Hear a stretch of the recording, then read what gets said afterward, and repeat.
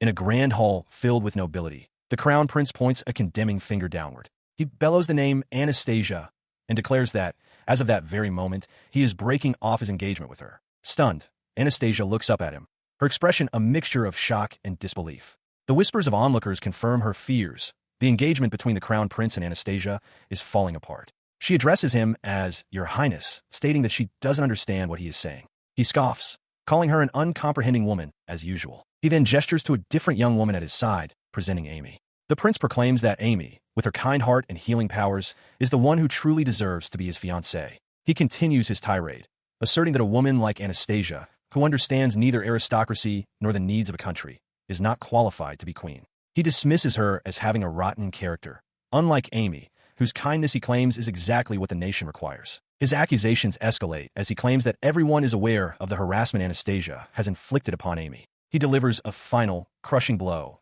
declaring that a woman like her is unfit to be the mother of their country. In the crowd, other ladies whisper amongst themselves, calling the scene pathetic. Her face cast in shadow, Anastasia murmurs that she understands now. But as the realization of the plot against her sinks in, her eyes widen with sudden alarm at something happening before her. Losing her balance, she pitches forward, falling toward the polished floor in the center of the stunned assembly. The scene vanishes. In a humble, rustic room, a young boy sits bolt upright in his bed, drenched in a cold sweat. At that very moment, he remembered everything. His mind is flooded with images of the key figures, the prince, the heroine, the villainess, all part of a story titled Magical Fantasy, the thrill of love school life. Clutching his head, the boy realizes the situation is extremely bad.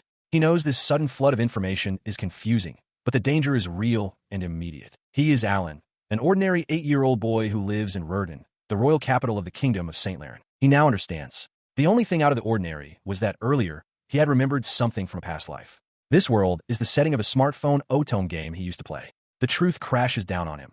He has been reincarnated as villager in a game world. He stared out at the town, a grim realization solidifying in his mind. At this rate, his mother, the townspeople, and he himself were all going to die. His memories of the game's plot were vivid. The villainous Anastasia, in a fit of pique, challenges the heroine Amy to a duel. However, the crown prince, Anastasia's own fiancé, volunteers to fight in Amy's place. His recollection of the tragic events continued. With no one to represent her, Anastasia is forced to fight the prince herself and inevitably loses. Shamed by her defeat, she attempts to retreat to a local monastery, but is attacked by bandits on the way and vanishes. This incident becomes the catalyst for an imbalance of power, plunging the entire kingdom into a devastating civil war. The resulting chaos creates an opening. The neighboring East Empire takes advantage of the kingdom's turmoil and invades. The royal army, already exhausted from internal conflict, is crushed by the lightning-fast assault of the imperial forces, leading to the fall of Alan's own city. The horrifying vision of the future snapped him back to the present. He slammed his hands down on the windowsill, shouting into his empty room. He refused to let their stupid political antics affect his well-being, roaring that they would not drag him and his family into their mess. His outburst brought his mother to his door. "Alan," she called out, startled. "What's wrong? You're being so loud this morning." He turned, surprised to see her. Trying to cover his panic, he claimed he was just having strange dreams. She seemed to accept his excuse, telling him breakfast was ready and that he should get dressed. As she left, his expression hardened. A quiet but fierce determination settled over him. He would protect his mother. No matter what, he would protect her. He knew that even with his memories from a past life, he was still his mother's child, and his place was in this town. Fleeing was not an option. The kingdom's feudal system strictly limited the movement of its citizens, tying them to their land. Therefore, he couldn't simply run away with his mom. Therefore, a new resolve took root. Now dressed for the day, he clenched his fist, his gaze intense. He would not be a passive victim of fate. He would interfere. He would turn this entire scenario, Anastasia's judgment, the war, all of it, upside down. Seated at the table, he began to explain everything to his mother. He told her there were things she needed to know, starting with the current state of the world. He revealed that just the other day, Crown Prince Karl Heinz, an 8-year-old boy just like him, had announced his engagement to Anastasia. If his memories of the game were correct, this meant they had 8 years until the catastrophic annulment and judgment. As he walked through town, he considered the questions his mother must have. Why would a man know so much about Otome game scenarios? It was because his sister in his past life had forced him to play them. He mulled over the various ways to save his mother and the city, and why he had chosen to focus on overturning Anastasia's judgment. Just then, a commotion arose. A carriage passed by, and through the window, he saw her, the young lady, Anastasia. The sight of the girl whose fate he planned to change struck him with awe. He watched as the ornate carriage began to pull away, the clatter of its wheels echoing on the cobblestones. For a brief moment, the world seemed to slow as his eyes met those of the young girl inside, Anastasia. The future villainess stared back at him, her expression unreadable. The intensity of her gaze was startling. He quickly turned away, apologizing to his mother for his distraction. He couldn't see Anastasia anymore, but a firm resolve settled within him. He would turn everything upside down to change her fate. As they walked on, he began to lay out his thoughts. He explained to his mother that this was the very reason they had to save Anastasia. To do so, he would first need to follow the path the game originally took, predicting its events in order to subvert them. He continued, making sure his mother understood. It wasn't complicated. He simply did not want her to die. An image of the older Anastasia, the supposed villainess, flashed in his mind. He knew that, despite her reputation in the game, she was a perfectly decent person. He recalled a scene where she had fiercely reminded the nobility of their duty. Noblesse oblige, to serve the country and its people whose taxes they lived off of. While the game framed this as nagging, Alan now saw it as a sign of a deeply unfair system. His thoughts drifted to the game's grim conclusion for her. Anastasia, corrupted into the final boss, was ultimately exiled. Lost in this unpleasant memory, he suddenly bumped into someone. A cheerful voice exclaimed, "Oh, if it isn't Alan Cohen." Startled, Alan recognized Monica and apologized for not looking where he was going. She returned the apology with a bright smile, praising him as a filial son for helping with the shopping. He then noticed her own overflowing basket and asked if she had been shopping as well. Monica let out a hearty laugh. She explained that the young men at the guild were gluttons, and they would surely riot if the pub ran out of booze. With a friendly pat, she told him to look ahead and went on her way. Watching her head towards the Adventurers Guild headquarters, an idea sparked in Alan's mind. He knew she worked at the attached pub. Just in time, he turned to his mother, a new plan forming. "Mom," he began, "could you do me a favor?" He stands before a table of seasoned warriors inside the Adventurers Guild. One of them, a powerfully built man with a goatee, leans forward and addresses him directly, his voice low and questioning. "Boy," he begins, "what business do you have with the Adventurers Guild?" As other guild members look on with expressions ranging from disinterest to skepticism, Alan steels himself. With a bead of sweat on his face, he recognizes that this is it. The first step. It has all begun. Inside the bustling Adventurers Guild, young Alan and his mother stand before a table of seasoned warriors. A bald, muscular man leans forward, his expression quizzical as he asks the boy what business he could possibly have there. Hearing the direct question, Alan's mother looks on with a worried expression, quietly murmuring her son's name. The bald man notices the boy's hesitation and the mother's concern, prompting him to ask gently what is wrong. In response, Alan musters his courage and shouts his earnest plea. He wants to take on the job of cleaning the mud from the ditch. The man's face breaks into a wide grin of understanding and amusement. He enthusiastically agrees, telling the boy to go for it, and promptly turns to Alan's mother with registration documents to sign her child up with the guild. He then beckons the boy to come over to the table. As the other adventurers look on, Alan's mother lets out a small squeak of surprise, but meekly agrees. The man presents a blank, ornate card, instructing Alan that he must put a drop of blood on it to complete his registration. The boy looks on, startled by the request. Noticing the mother's renewed alarm, a scholarly guild expert clarifies the procedure. He reassures her that it is only a small prick on the finger with a sterilized needle, and that there is no need to worry. With that, he gently takes Alan's finger and pricks it. The boy winces with a small ouch as the expert tells him to bear with it for a moment. A drop of blood falls onto the card, which immediately glows and fills with swirling, magical runes. The bald man declares the registration complete, handing the newly minted guild card to Alan and cautioning him not to lose it. The boy looks down, holding his official proof of membership. He is immediately welcomed into the guild, with Monica ruffling his hair and congratulating him. As the other guild member wishes him luck, Alan internally marks this moment as the first step toward his true goal. As he walks away from the well-wishers, his mind is already set on the future. He has two primary objectives. First, to confirm that this world is indeed the game he remembers, and second, to earn a great deal of money. Both are crucial to his ultimate plan, to destroy the tragic scenario and save his mother and the town. He reviews the strategy. To save his mother and the town, he must first save the villainess, Anastasia. This means the condemnation event must be completely overturned, which requires him to defeat the Crown Prince as a dueler's representative. To achieve that, he must enroll in the Royal Academy in 7 years, an endeavor that will cost a significant amount of money. And since he is currently poor, he resolves to work tirelessly. He throws himself into his first menial job, his small frame covered in grime as he shovels muck, his determination burning brightly. After his work, the guild's expert thanks him and presents a new offer, a job cleaning the underground sewer starting the next day. It smells worse than the ditch, but the reward is double. Alan's eyes light up, and he accepts immediately, thinking he's finally gotten his chance. His true goal isn't the extra pay, but rather the access to the sewer, which is normally off-limits to the public. He descends into the dark, damp passageways. He recalls a key detail from the game.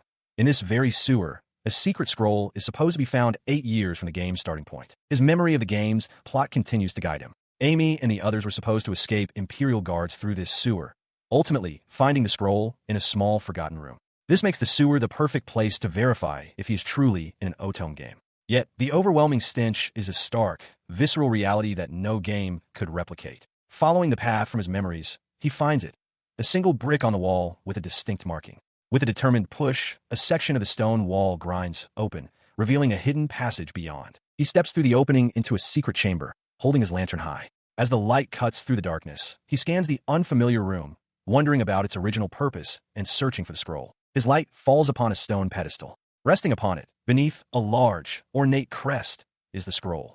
He approaches cautiously, a bead of sweat forming on his brow as he considers the possibility of a trap. He stretched, his small body straining to reach the scroll, but it was just out of his grasp. He grunted in frustration, realizing that while there might not have been any magical traps, the placement itself was a challenge for someone his size. With a final effort, his fingers brushed against the aged parchment, allowing him to pull it down. As it unfurled slightly, a single word became visible: concealment. His eyes widened in triumph. He held the scroll, a wide grin spreading across his face as the realization hit him. This was it. As he knelt to examine his prize, the scroll suddenly began to gleam with a brilliant light. Before he could react, the light intensified and then vanished, taking the scroll with it. The light seemed to absorb directly into his hand. He understood immediately. In the game, this was how the character Amy had acquired the skill of concealment. The transfer was confirmed. He pulled out his guild card, tapping it twice and swiping left as he remembered from the game's mechanics. A holographic status screen materialized before him, displaying his information. Under the skill category, the word concealment now appeared. A grim smile touched his lips. It was perfect. This confirmed, with near certainty, that he was inside the world of that game. His thoughts darkened as he considered the implications. If this world followed the game's script exactly, it would inevitably lead to the ruined scenario for Anastasia. An image of her condemnation flashed in his mind. He clenched his fist, his face hardening with resolve. He would not let that happen. Back at the guild grounds, the stench of the sewers clung to him. One of his burly co-workers wrinkled his nose and told Alan to take a proper bath before going home, lest his mother get angry. With the day's work done, the men decided to race to the bathing tent, declaring that the loser would have to fetch the water. The men burst into the bathing area, only to stop short in surprise. Monica was already there, soaking in a large wooden tub. Alan and his co-workers stared, momentarily stunned. Before he could react, Monica grabbed him, exclaiming his name. She explained that his mother had been worried about him coming home smelling of the ditch, so the guild was taking responsibility for getting him clean. As she began scrubbing him vigorously, Alan yelped in protest, flustered that his clothes were getting wet and questioning why she had to take her own off. He lets out a mortified shriek as Monica, having apparently waited just for this moment, continues her vigorous scrubbing. His cries draw the attention of other men in the bathhouse, one of whom remarks with amusement that the boy's backside is glistening, while another suggests they should probably get dressed. Later, having escaped the ordeal and returned home, Alan stands in his room and wonders if his test to the concealment skill was successful. He notes there was another reason he wanted it. Just then, his mother's voice calls out. She has returned and announces that dinner is ready. Her voice triggers a memory of other children gossiping, chiding someone for being careless enough to leave a lamp on while they were out. Startled back to the present, he finds his mother and Amy at the dinner table. His mother asks when he got home, and he explains that his experiment was a success, noting the skill seems to deactivate automatically at a certain distance. He then hands over his day's earnings, but she urges him to take it easy. As they talk about school, Alan reassures his mother that he is aware of the free elementary education offered 3 times a week. He tells her not to worry about matters at home and to focus on her own work. He internally muses that while basic literacy and arithmetic are not his current focus, geography and history are vital for the high school entrance exam. With concealment secured, he resolves that he can now move on to his next objective, acquiring the appraisal skill. He knows appraisal is essential to overturn his fate, but the scroll is located somewhere far more dangerous than a sewer. It is a place infested with goblins, and he understands that to obtain it, he will have to risk his life. Out in the fields, he laments his situation. After confirming he has survived the journey so far, he uses concealment to hide from a passing horned rabbit, the only creature he's encountered. His preliminary investigation is complete, but he still wonders where the ruins he seeks are located. Realizing he must return before nightfall, he reflects on the difference between looking at a map and actually traversing the land. He passes some guards, noting that his concealment skill allows him to move without issue. As his second day of fruitless exploration comes to a close, he wonders if he will ever truly find a ruin. His search stretched into a third day, where he witnessed a scuffle in the wilds, and then a fourth, which saw him trudging onward through a downpour. The long days took their toll, and his mother noticed his exhaustion when he returned home late. She asked if he was okay, noting how tired he seemed from working so hard. Alan quickly dismissed her concerns, insisting he was fine. Then, on the 5th day of his exploration, his weary steps came to a halt. Before him stood a set of ancient, weathered stone stairs leading up to a ruined archway. It was the ruin he had been searching for. A wave of profound relief washed over him, his breath catching in his throat. Finally, all his hard work had paid off. He quickly pushed the feeling aside, realizing it was not the time to be happy. His mission was clear: find the appraisal scroll immediately. But as he prepared to move, a strange sound made him freeze. He quickly scrambled for cover behind a crumbling stone pillar, heart pounding. Peeking from his hiding spot, his blood ran cold. A large, beast-like goblin sniffed the air, presiding over a group of smaller goblins gathered at the ruin's entrance. The boy's mind raced in panic. Goblins? The game's information never mentioned enemies here. He was completely unprepared, wondering what he could possibly do.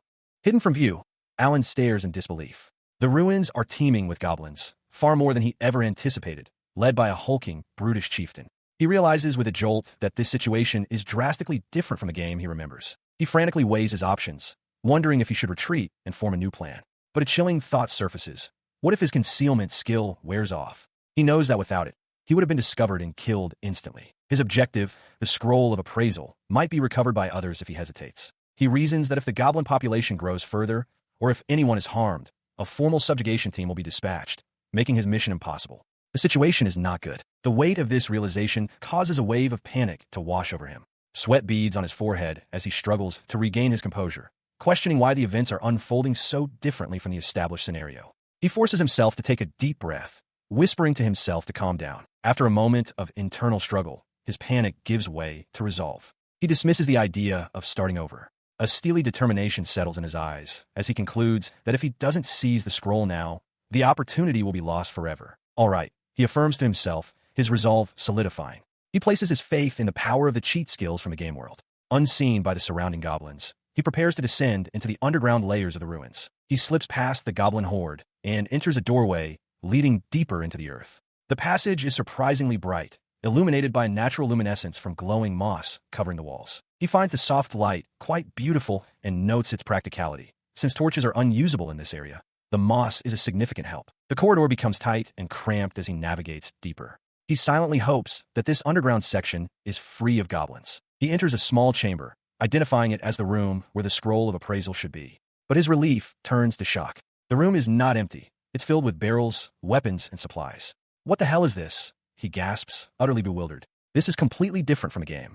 What? He pants, overwhelmed by the sight before him. A large, imposing goblin stands amidst a horde of its kin, guarding chests overflowing with treasure. He realizes this must be the goblin's horde, a development that was never part of the scenario he expected from the game. As he questions why events are diverging from his knowledge, a goblin suddenly leans in close, its nostrils flaring as it sniffs the air around him. Alan freezes, holding his breath to avoid detection. The creature's foul breath washes over him, a putrid stench that makes him recoil in disgust. After a moment of sniffing the air, the goblin seems to find nothing of interest and turns away, leaving Alan undetected. He finally exhales, slumping in relief. He managed to get through the goblin-infested room somehow. His mind races, trying to understand the deviation. He questions if his acquisition of the concealment scroll is the cause, the key variable that has altered the events within these ruins from what he knew from the game. But he realizes there is one silver lining to this altered reality. The scroll is still here. He begins to dig into the soft earth, his fingers closing around the buried object. He pulls the scroll free, a triumphant glint in his eye. He remembers the map's clue, that it was buried, and understands that this detail saved it from the goblin's grasp.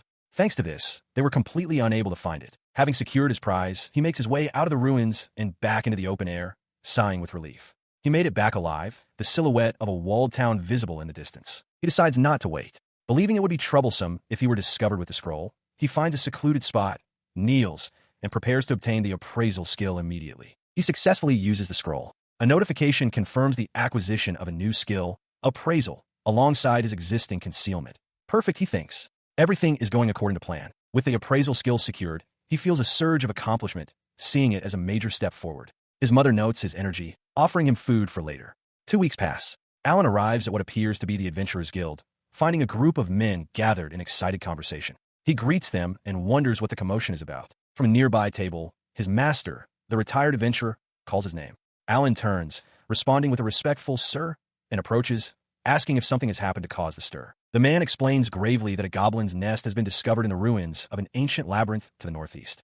He adds that if left unchecked, the goblins will multiply and cause more damage. So a strike team is being organized. Alan processes this news, his mind racing. He realizes the scroll he found was buried, which is why it was missed by both the goblins and the impending strike team. For a moment, he considers that it might have been left for Amy to find, but dismisses the thought, reaffirming to himself that taking the scroll that day was the right decision. His master continues, stating that it's too early for Alan to be involved. He muses that if the goblins had been hoarding treasure, it would have been profitable. This comment makes Alan wonder internally if they have now deviated from the game scenario he seems to be following. When Alan asks if he will join the fight, the man states plainly that he is a retired adventurer and will be staying behind. Alan smiles faintly, acknowledging that he understands. He presses the issue, however, pointing out that his master still seems very strong for someone who is retired. The adventurer smirks slightly, asking if he has not yet shown Alan the reason for his retirement. In response, the man lifts his trouser leg with a flourish, revealing a complex, articulated metal prosthetic from the knee down. Alan stares, wide-eyed and speechless, at the mechanical limb. The adventurer then explains the injury's origin. He took an orc's arrow to his knee while on a job. The arrowhead, he reveals, was coated with poison, which ultimately led to the loss of his leg. His master explains that while the leather and steel of the prosthetic are magically sound, sparring with the younger generation is now a challenge. Alan stares at the intricate metal foot, audibly impressed. He reassures the boy that his daily routines are fine, and with a kind smile, promises that when Alan is old enough to wield a sword, he can at least teach him how to hold it. Alan quietly accepts the offer, thanking him. This conversation solidifies Alan's resolve. He recalls adventurers discussing a route to ruins in the forest, a potential hunting ground. While his master was a great adventurer, Alan's own path is clear. Having acquired the appraisal skill, his next target is alchemy. With his new goal set, he prepares to leave for the day. His mother sees him off, and he confirms he'll be home by nightfall. As he walks, he contemplates the staggering 15 million cent cost of the alchemy scroll, a sum far beyond his current 5,000 cents. He wanders through the bustling town, pondering his financial dilemma. Setting aside the fact that the scroll is a powerful, chargeable item from his memories of the game, the question remains, how can he possibly earn that much money? His path leads him to a district where traveling merchants have set up stalls. A realization dawns on him. This is the perfect place to put the appraisal skill he acquired in the ruins to good use. He focuses his new ability on the various wares, and a piece of jewelry catches his attention. His skill activates, revealing the item's true nature, an earring of strength, grade rare, with an appraised value of 300,000 cents. The information confirms the item's hidden value. He approaches the stall's owner, addressing him as uncle, and points to the earring. The merchant notes there's only one and asks if the boy intends to give it to a girl. Alan claims he was just curious about it. The merchant explains it was left by a merchant's wife as collateral for a loan and playfully warns that a girl would be upset to receive only one. Undeterred, Alan smiles and declares, "I'll take this then."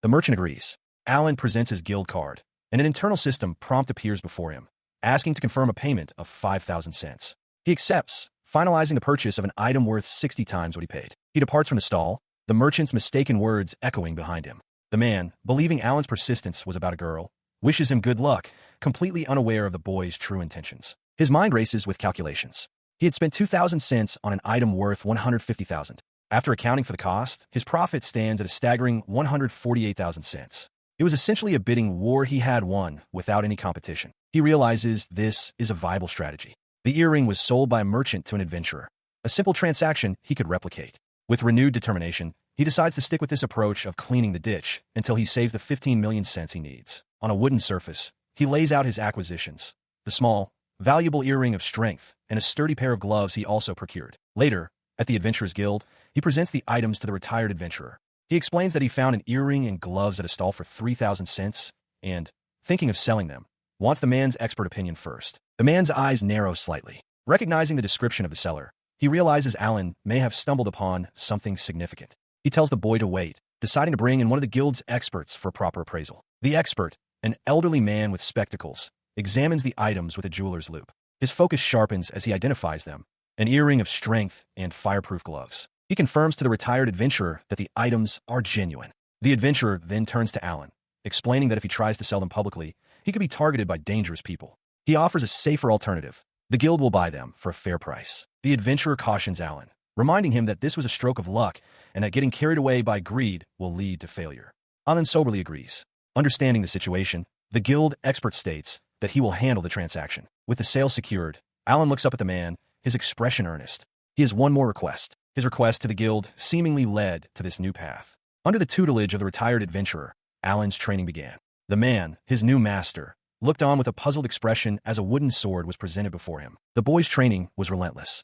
Hold the sword properly. Not like that. The master barked from across the yard. Alan, determined, affirmed his understanding. But his form was still clumsy, his posture poor. Don't slouch. Don't swing the sword like that, the master continued, his voice sharp. Sweating and straining, Alan could only promise to do better, being told to slash wider and sharper. Pausing the physical drills, the master imparted a crucial lesson. He cautioned Alan not to think that simply acquiring a powerful weapon makes one strong, using the example of a cursed sword to illustrate that a weapon is only powerful when one knows how to use it. The master stressed the core principle. One is strong only when using the weapon, not when the weapon uses them. He reminded Alan that no matter how powerful the tool, the boy himself is the one who must wield it, and to do so, he must never neglect his training. Alan listened intently, realizing the old man was right.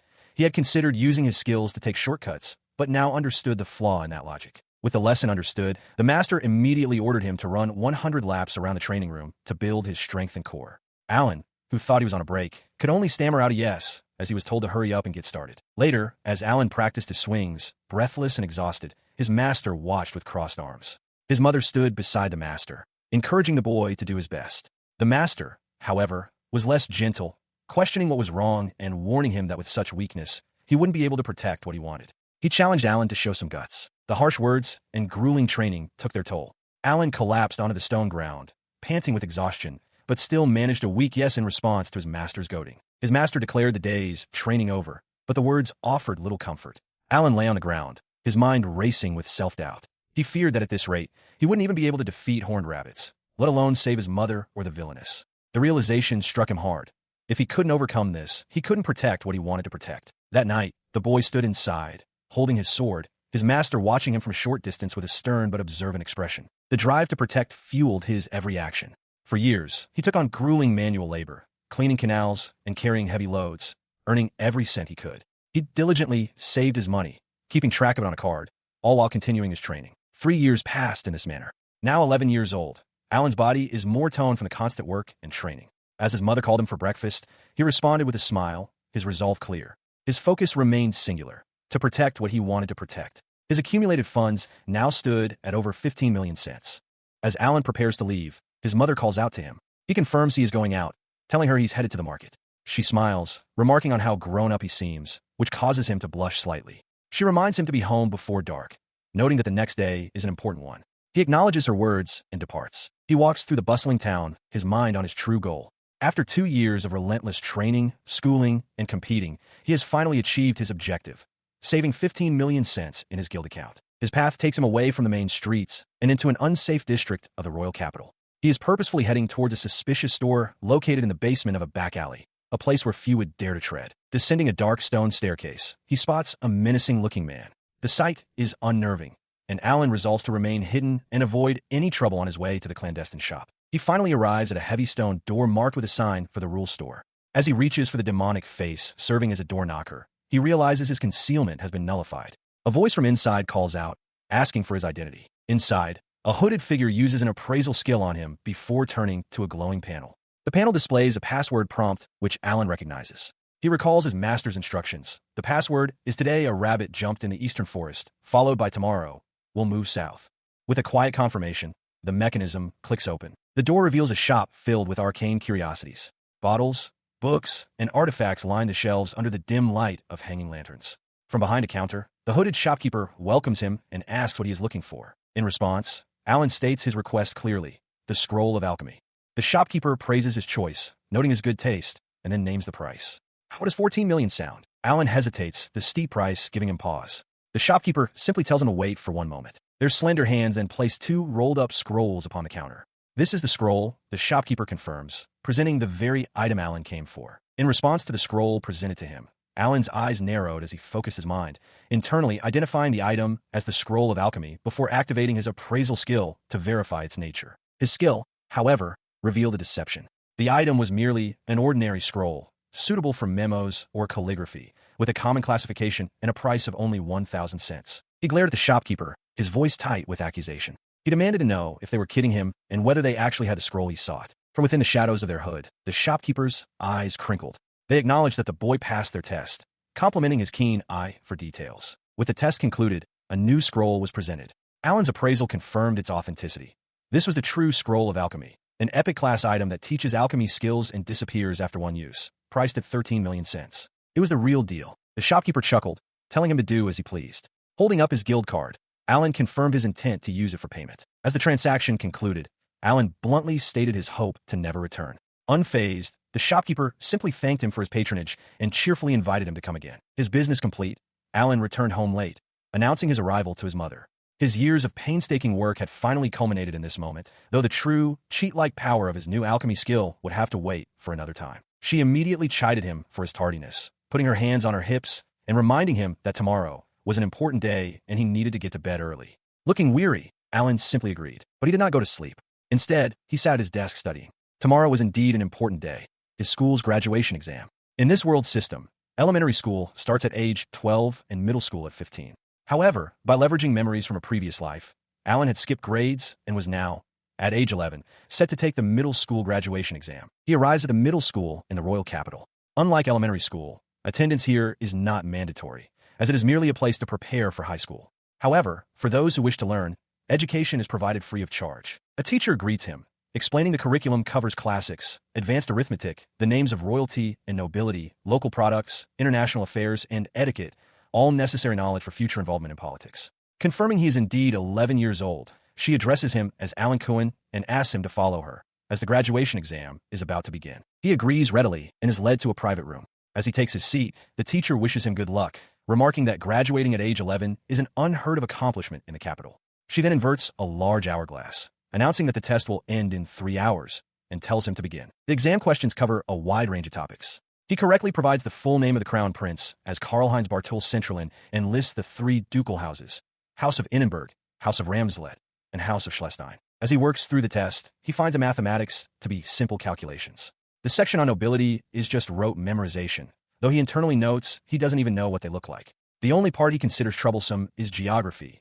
which involve questions on regional production, but even that feels familiar to him. Having completed all the questions, he raises his hand and calls out to the teacher. She turns, and he calmly announces, "I finished." The teacher stares back, her expression one of pure shock. He insists on submitting his exam, stating he doesn't have time to wait for the full 3 hours. The teacher, flustered, points to the hourglass, noting that it has only been a little over an hour. Panicked, she urges him to reconsider, reminding him it's an important exam and he should go over his answers to avoid regret. He confidently replies that it's probably fine and prepares to leave. Resigning herself, the teacher informs him that the results will be ready in a week and wishes him well. 1 week later, the teacher spots Alan and runs towards him, panting. She shouts that he passed, then excitedly reveals he achieved a perfect score in all subjects. She exclaims that skipping a grade at age 11 is an amazing, unprecedented feat in the history of their school system, becoming so worked up that Alan has to ask her to calm down. He stands before his teacher, who, after a flustered outburst about his exam score, apologizes for her lack of composure. Alan assures her it's all right, internally noting his reliance on reincarnation sheets. The teacher, regaining her professional demeanor, confirms that he has earned a perfect recommendation for high school admission and asks if he would like to attend. She then informs him of a crucial detail. Even with the recommendation, he won't be able to enter high school until he turns 15, a full 4 years from now. Alan calmly replies that he is aware of this and is prepared to wait. The teacher accepts his answer and states she will proceed with submitting the recommendation. The teacher muses on the peculiarity of the situation. The grade-skipping system wasn't designed for such a massive leap. Concerned about how to contact him after graduation, especially since his mother is often away for work, she asks for a point of contact. Alan suggests she can reach him through the Adventurers Guild. Understanding his plan, the teacher formally congratulates him on graduating and shakes his hand.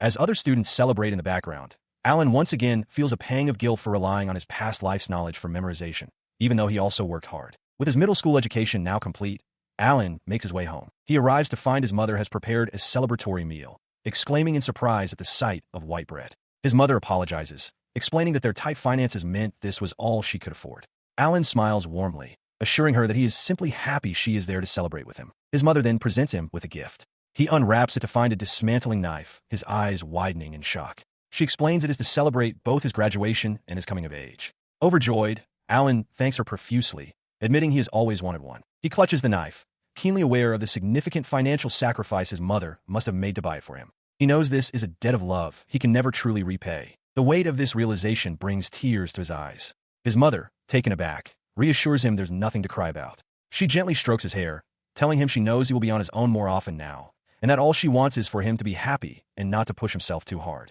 He agrees, leaning into her comforting embrace. He tells his mother that he will take good care of the knife, declaring it his treasure. He looked at the pouch in his hands, a determined glint in his eyes. He acknowledged that he couldn't afford it at the moment, but declared his intention to save up money for high school. As his mother gently placed a hand on his head, telling him it was all right, he made a solemn vow. He would do it properly, and he would protect her without fail. With his resolve hardened, he closed the door, telling himself to pull it together. A while later, time had passed. Alan turned 12 and became an F-rank adventurer, having been granted an exemption from the age restriction for the high school entrance exam. A memory surfaced, Anastasia shouting at him, fueling his determination.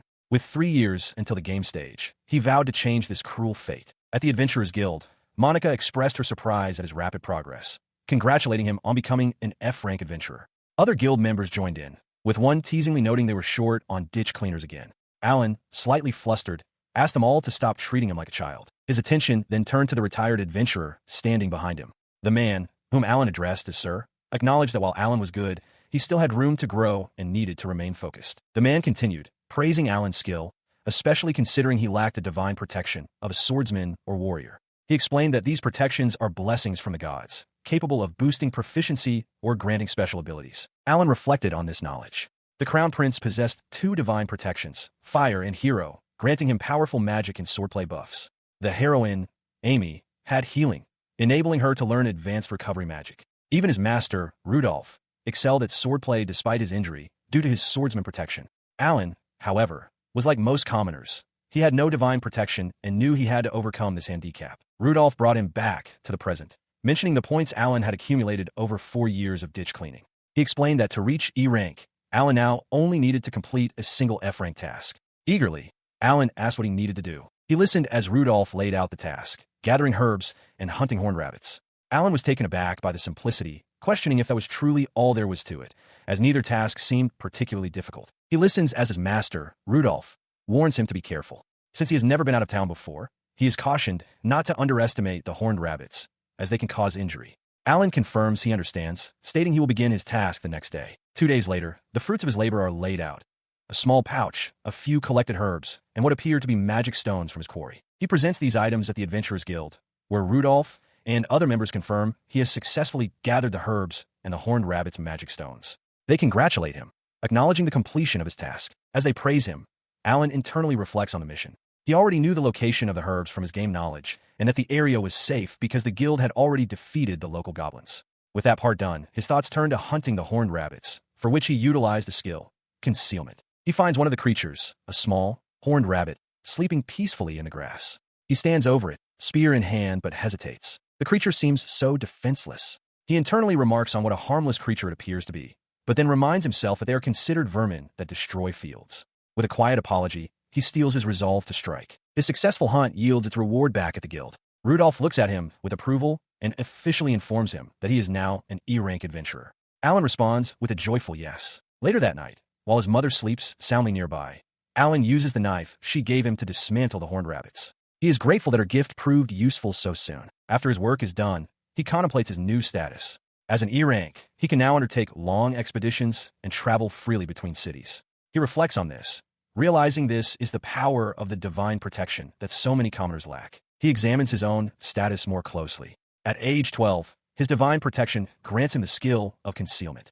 He recalls that within the world of the game, there was only one specific way for a villager to acquire such a blessing. He recalled the specific path from his past life's knowledge. The key was an item called the Book of the Wind God, located in the treacherous valley of the Flying Dragon. Reaching it would require a week-long carriage journey from the capital. Acquiring this book would bestow the divine protection of the wind magic talent.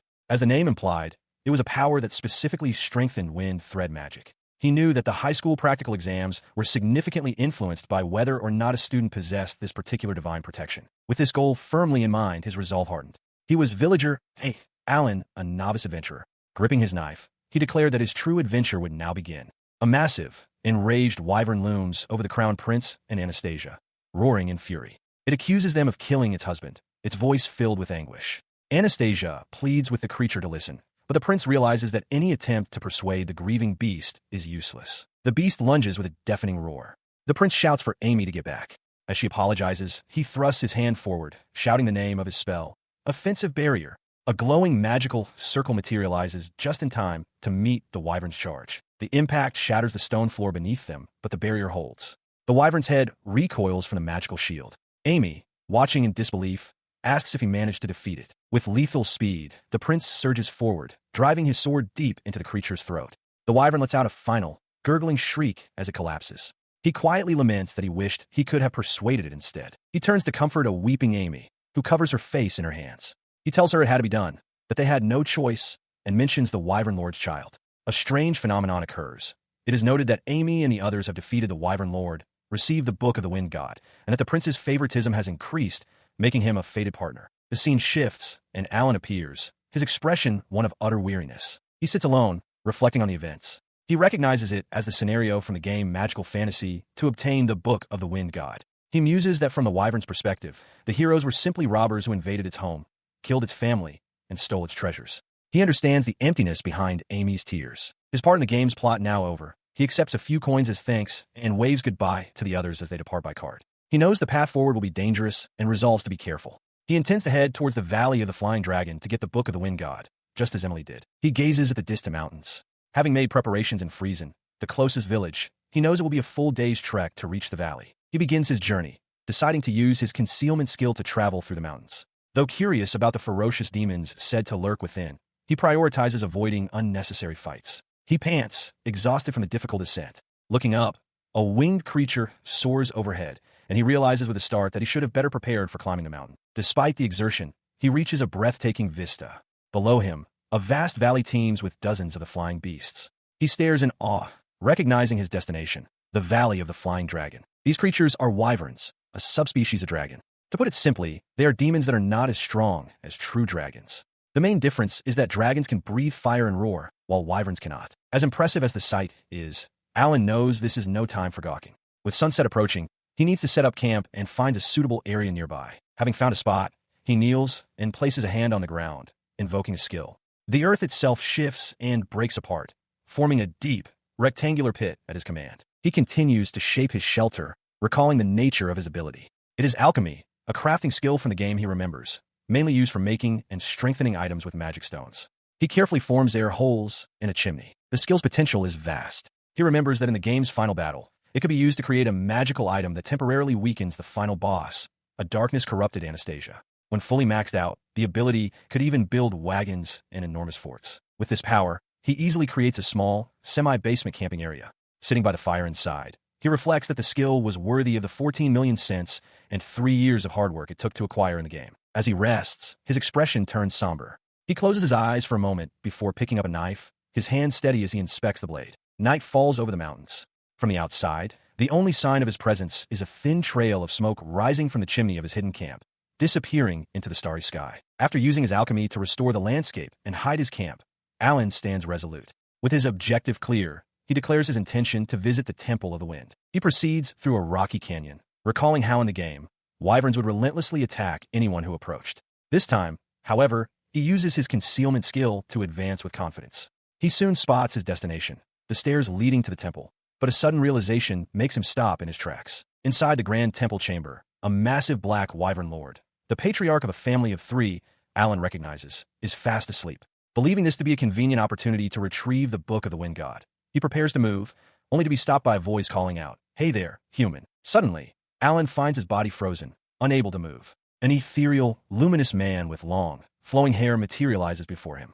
The being smiles gently, stating that he needs Alan to do him a favor. The being calmly tells the panicked boy to relax, assuring him he won't be killed and that trying to hide is pointless. He reveals he knows Alan came for the Book of the Wind God. The realization dawns on Alan.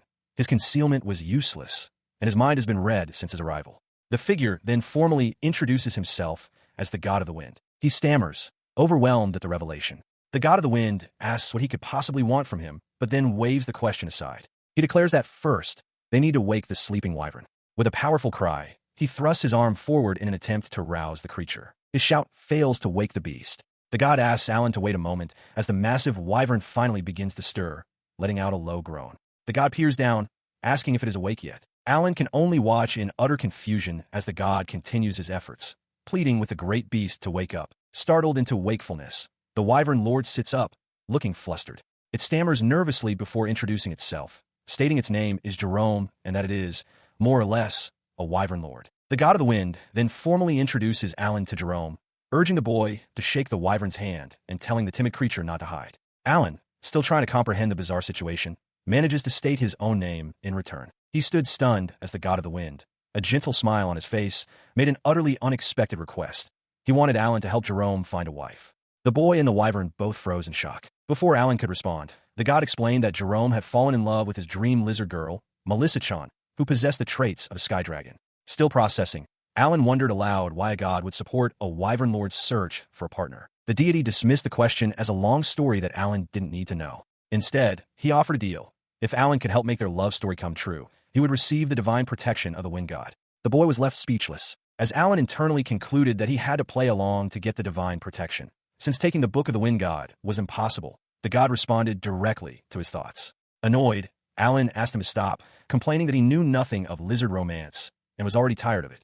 The god simply replied that he was counting on him. The god's presence faded, though his voice echoed that he would be watching. Left alone with the wyvern, Alan sighed that this would at least be a way to pass the time. He turned to Jerome and asked what Melissa was like, to which the wyvern gave a shy but affirmative cry. An image of the female wyvern materialized before them. She was elegant, with light-colored scales. Alan confirmed, "That's her," and Jerome affirmed, his eyes fixed on a ribbon tied to her tail, triggering a memory. He realized that in the game, Melissa-chan was the boss of the mission to get the book of the wind god. He understood that without his intervention, the god would have grown bored and abandoned Jerome's quest. As Alan processed this, Jerome shyly praised Melissa's beauty and her cute ribbon. This sparked another memory for Alan.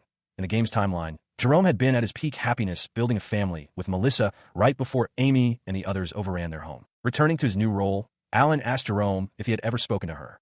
The wyvern hesitantly admitted he had not. When asked about her hobbies or interests, Jerome had no answer. Alan sighed, understanding the depth of the challenge. He bluntly pointed out that this made Jerome a stalker, causing the large creature to let out a frightened squeak. Taking pity, Alan softened his tone and advised a new course of action. They would start by simply becoming friends with her, beginning with greetings. Jerome timidly agreed. Following the boy's advice, the wyvern lord Jerome approached Melissa. However, his courage failed him, and he could only manage a series of stammers, beginning to say hello, but trailing off. Melissa watched him, her expression one of cold indifference. The attempt was a complete failure. Alan had coached him, suggesting simple lines like asking to sit next to her or complimenting her ribbon. But when confronted by Melissa's direct questions, "Who are you? What do you want?" Jerome could only stammer his own name. The god of the wind observed that she looked at the wyvern lord as if he were trash. As Jerome floundered, he meekly suggested giving her a piece of meat as a gift. Alan was aghast, wondering what kind of gift a wyvern girl would actually appreciate. At that moment, the god of the wind conveniently appeared, offering to lead them to Melissa. Realizing that speaking was not Jerome's strength, Alan pivoted to a new strategy. A present would have to do the talking. With the new plans set, Alan and the god of the wind waited atop a rocky spire. The god noted that Jerome was late, while Alan couldn't help but feel unnerved by the deity's disembodied, floating head. The god of the wind simply reassured him, stating that Jerome was a good hunter. Just as the god spoke, Jerome appeared, panting and heaving with great effort. He dragged the carcass of a massive beast behind him, his intended gift for Melissa, who could be seen in the distance. But the gift of a hunted beast proved to be another misstep. Alan quickly suggested focusing on appearance instead. Jerome's next attempt involved presenting an enormous bouquet of flowers while shouting hello, a gesture so overwhelming that it sent Melissa shrieking in terror. The god of the wind dryly remarked on how useless the effort was. The disastrous attempt left Jerome utterly dejected, lying face down on the ground. The god of the wind asked Alan for a better strategy. Pondering, Alan concluded that it was better to be well-dressed than merely fashionable. He reasoned that for humans, a suit and necktie were symbols of social trust, though he admitted he knew nothing about wyvern customs. Putting his idea into motion, he decided to create a necktie. He knelt and began to draw a circle on the ground with a stick, prompting a confused Jerome and god of the wind to ask what he was doing. He then knelt within the markings, invoking his alchemy skill. Placing a goblin's magic stone at the center of the magic circle, he focused his intent, specifying the details of his creation. A brilliant column of light erupted from the circle as Jerome watched in awe. From the brilliant flash of light, the creation was complete.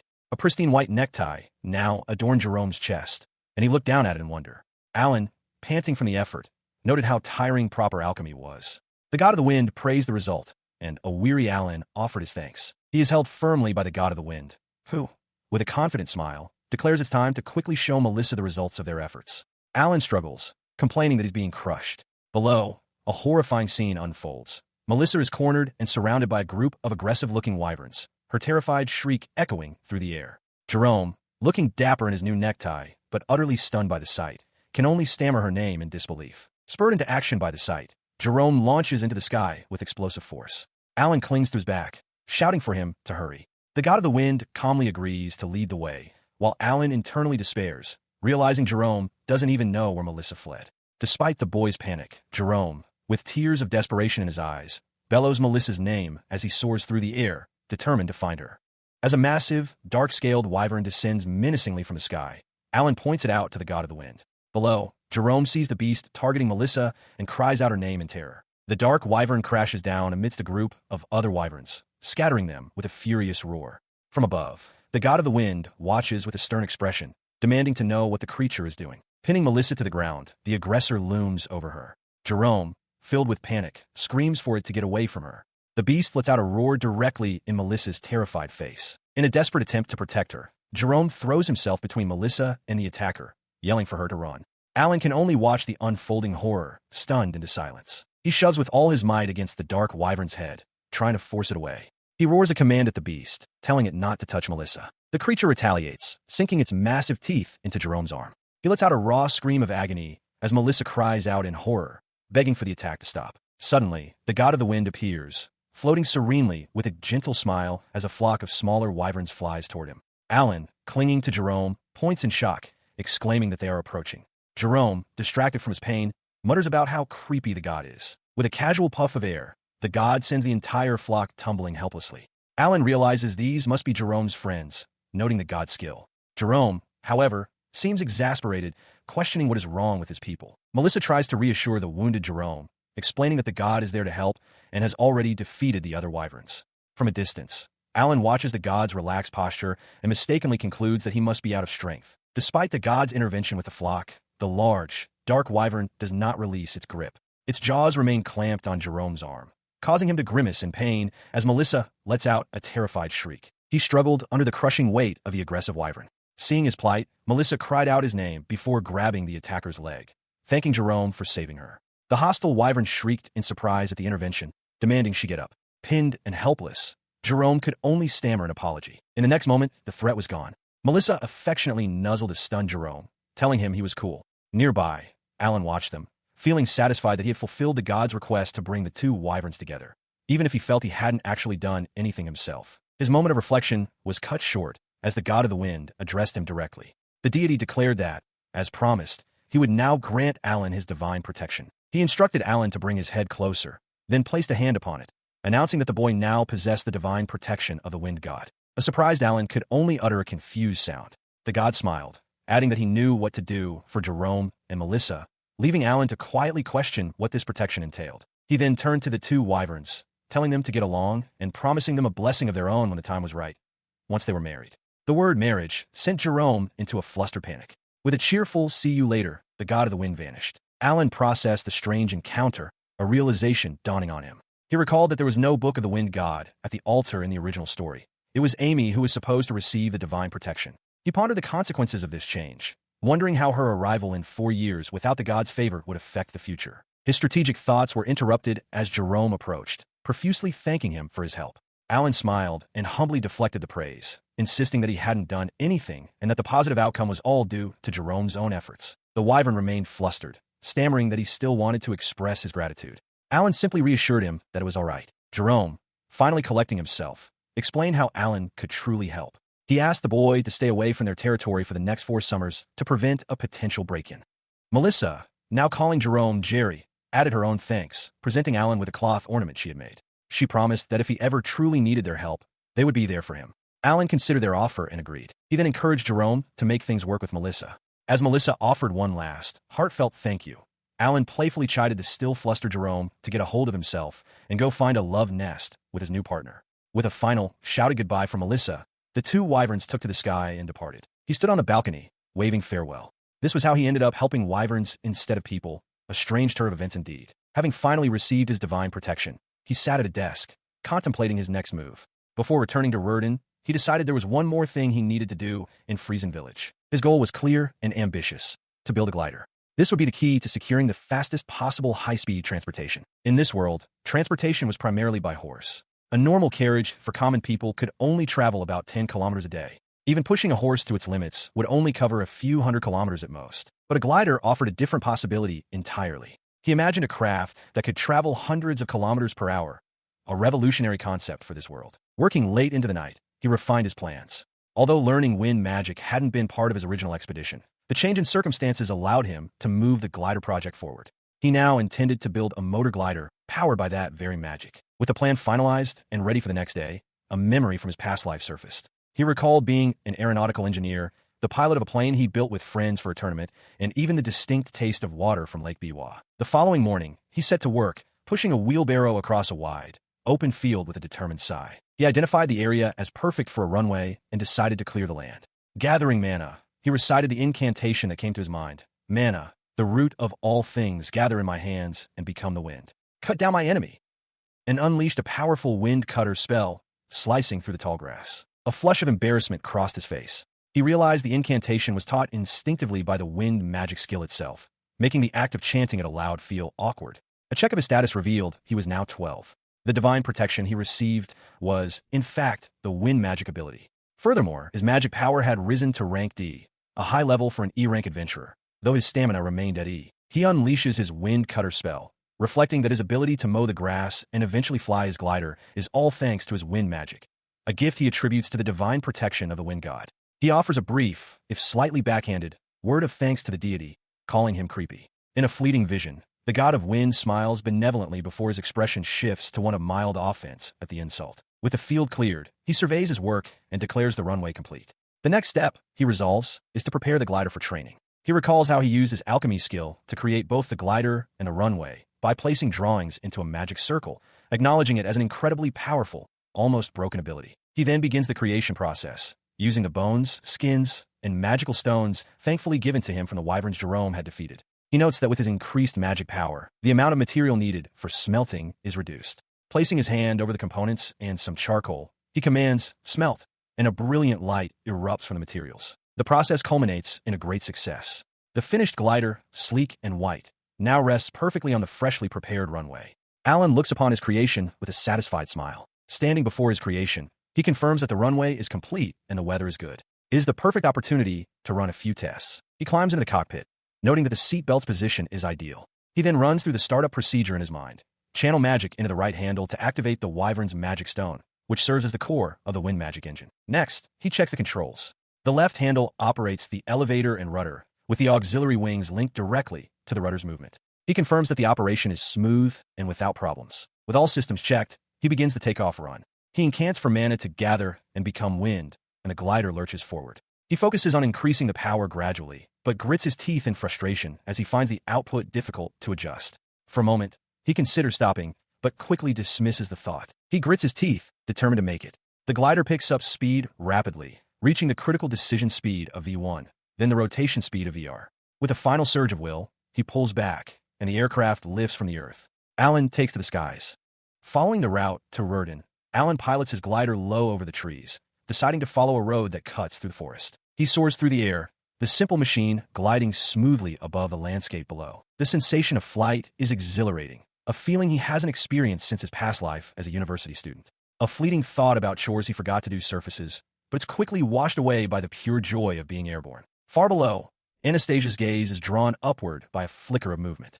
Her eyes narrow as she focuses on the strange object traversing the sky. Her distraction does not go unnoticed. A young attendant named Margaret asks what the matter is. Anastasia points, explaining that she just saw a strange bird. Margaret asks for its location, and Anastasia describes it as a large object over the forest that flies straight without flapping its wings. The attendant seems to take note. She considers the possibility that it could be a wyvern that has wandered from its territory. Agreeing with her own assessment, she decides it's best to report the sighting to the castle later. High above and completely unaware that he's been spotted, Alan lets out a triumphant cry. He can already see the royal capital on the horizon. His excitement quickly shifts to a pressing concern, landing. He marvels that he covered a distance that takes days by carriage in just a few hours, but now he faces a new problem. There are no large rivers or oceans. The city streets are too narrow and crowded, and he has no parachute. He wonders where he could possibly land near the capital. He scans the terrain, weighing the safety of a field against other options. Suddenly, his eyes lock onto a body of water. A lake. With no other choice, he grips the controls, steels his resolve, and aims his craft downward. He is a human raven, and it's time to land. He approaches the lake, his expression taut with concentration. His plan is to glide to the very edge of the water to avoid stalling, then decelerate just before landing. The glider schemes just above the surface of the water, moving swiftly towards the shore. At the last moment, he unleashes a spell, shouting for a reverse thrust from his wind magic. The water erupts behind the craft as it is hit by a powerful gust. The force is too much. The glider slams into the lake and shatters, its frame splintering upon impact. From the wreckage, Alan bursts through the surface, gasping for air amidst the floating debris. Having made it to shore, he sits and wrings out his wet clothes, sighing over his carelessness. He confirms his important items, like his guild card and his mother's knife, are safe. His relief is short-lived as he watches the glider dissolve into particles of light, realizing this is the fate of items created with his alchemy skill when they break. He reflects on his failure. Though the flight itself was a success, the endeavor proved costly. In that single flight, he lost 2 precious wyvern magic stones, a wyvern's femur, and a wing. All gone. His destination, the capital, now lies before him. Sometime later, a familiar voice calls out to him. It's his master, Rudolph, who is surprised to see him. Noticing Alan's soaking wet clothes, he asks what happened. Alan sheepishly explains that he fell into the water and was heading to the guild for a warm shower. Rudolph simply tells him to be more careful. Their conversation is interrupted by Monica, who exclaims in shock, assuming Rudolph had thrown water on his disciple as part of a training regimen. Rudolph quickly denies it. Monica, carrying a basket, expresses her concern, telling Alan he'll catch a cold if he stays wet. Hearing it was an accident, she seems relieved, but still worried. She cheerfully suggested that she and Alan bathe together, remarking that it had been a while. Rudolph, however, crossed his arms and pointed out that Alan is already 12 years old.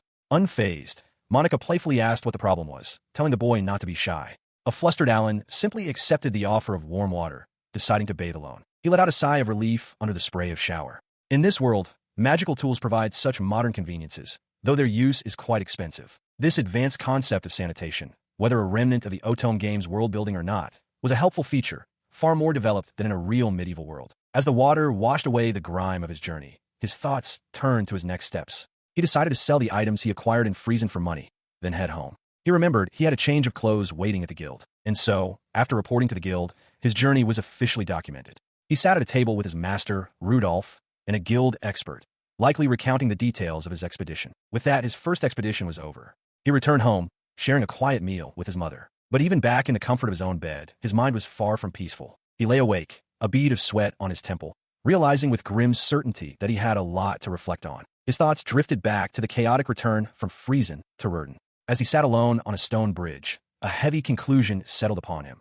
He had failed as an engineer. He mentally listed his mistakes. The glider should have been finished after he returned to the capital. He was supposed to turn back once, but didn't.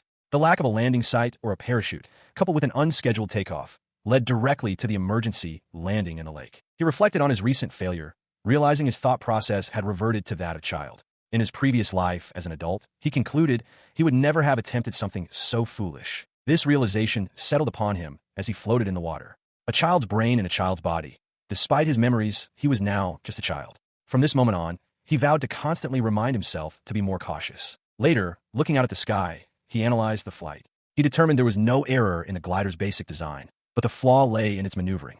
Still, he felt he had made some important discoveries. The core problem was the inability to operate the controls simultaneously. The elevating rudder, the directional rudder, and the wind magic engine's output all required separate attention. He doubted his own ability to manage such a complex vehicle. Back in his workshop, an idea began to form. If the motor glider could fly, then his true goal was something more advanced. A VTOL, an airplane capable of vertical takeoff and landing without a runway. He grimaced, acknowledging the immediate impossibility. Such a craft would require simultaneous control of at least 2, preferably 4, engine outputs. This, he mused, is where the usual cheat items of this world would be necessary. A specific item came to mind, the Scroll of Multiple Chanting.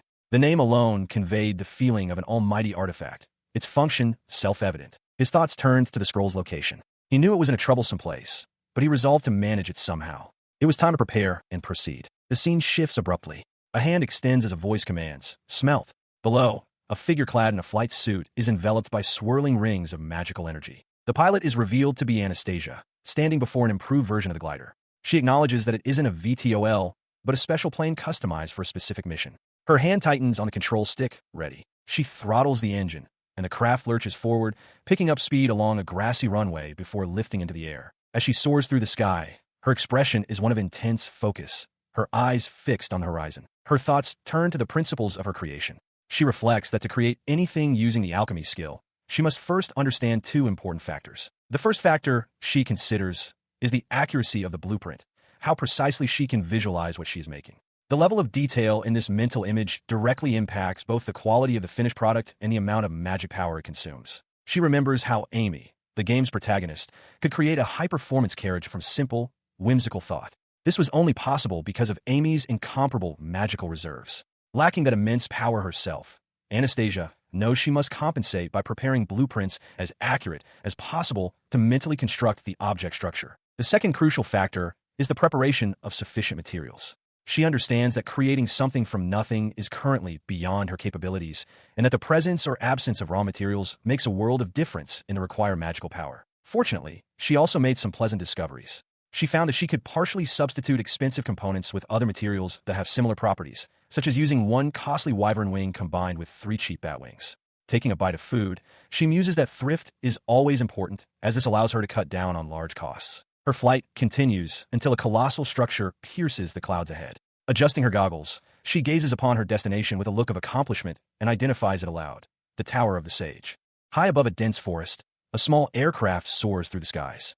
The pilot, Alan, gazes at his destination, the impossibly tall Sage's Tower. He marvels at its height, estimating it to be 300 floors, reaching at least 1,000, perhaps even 1,500 meters into the clouds. As he continues his flight, the plane rumbles, and he realizes that to reach the top floor, he must maintain a continuous, spiraling ascent around the colossal structure. The view from his altitude is breathtaking, showing the tower's peak piercing a vast, unbroken sea of clouds. He assesses his position, noting that he is flying at the same altitude as the straightest clouds, which typically form up to 2,000 meters above the ground. Approaching the tower, he confirms his expectation. There is no magical interference emanating from it. With his objective, the top floor, now in sight at this great altitude, he prepares for the next step. He initiates the plan, dismantling the wind magic engine of his aircraft. With a determined cry to withdraw, he leaps from a now powerless plane, beginning a steep dive towards the tower. While in free fall, he gathers mana into his hands, commanding it to become wind as he deploys a parachute to slow his descent. He then launches a device, which hurtles forward and strikes the side of the tower with a powerful impact. His parachute now fully open, he uses his smelting ability to return the device to its storage state. He looks down, panting, admitting to himself how frightening the entire maneuver was. He lands inside the tower through the large, jagged hole he created. He sits on the floor amidst the rubble, panting from the exertion, but satisfied that everything went according to plan. He celebrated his success with a triumphant wink. Operation Glider Missile was a complete victory, allowing him to break into the top floor of the Sage's Tower. This direct approach meant he could avoid all the traps, monsters, and bosses that would have made a conventional ascent nearly impossible. His infiltration led him directly to the prize he sought. He held up a large, bound scroll, identifying it as the Scroll of Multi-Chanting. Without hesitation, he unrolled the scroll on the floor. A notification confirmed the immediate acquisition of the multi-chanting skill. With that done, he realized there was only one skill left that he wanted. His brief moment of success was shattered by a sudden grinding noise. He looked up in alarm to see the hole he'd made in the tower wall magically repairing itself. Realizing he had to get out immediately, he prepared to parachute to the ground in one go. And just like that, from high above the clouds, he had obtained the multiple chanting skill. He admitted to himself that, even though it was over, the ordeal was still frightening. The next item he sought had a long history. Long ago, there was a kind sage who wandered the lands, helping people with his magic. This sage was able to manipulate all magic spells without chanting. The tale continues that one day, while on his way to the village of elves to share potion ingredients, the sage got lost in the forest of illusion and perished. His soul then became the chantless scroll. It is said he still waits in the forest for someone to carry on his desire to help people. This chantless scroll was the last required item. Now back in his aircraft, Alan set his sights on the entrance to the forest of illusion, the elves' hiding place. He reminded himself that this was simply a recovery operation and a test flight for his VTOL aircraft. He had no business in the village of elves, as the event from the game involving them were not due to happen anytime soon. However, his navigation was proving difficult. He consulted his map, frustrated to find that the one he bought from the guild was outdated. From his vantage point in the sky, all the reliable roads were hidden deep within the forest. Judging from his direction and distance traveled, he calculated that he should be above Rinzia village, near the entrance to the Forest of Illusion. Or at least, that's where he was supposed to be. As his plane flew over an endless sea of trees, he realized with growing concern that he had gotten lost in the sky before even reaching the forest. It would be bad if the sun went down like this. He knows that strong demons appear in this area. While they aren't impossible to defeat, his concealment magic has a limited number of uses for surprise attacks. Acknowledging his own lack of strength, he resolves not to take any unnecessary risks. As he weighs these risks, the sun begins to set, adding to his urgency. He worries he'll have to camp in this danger zone. But then, through the canopy, he spots a settlement below. It's Rinzia village. Relief washes over him as he realizes there's a drop-off point just outside, making his descent easier. With his destination in sight, he immediately begins the landing sequence.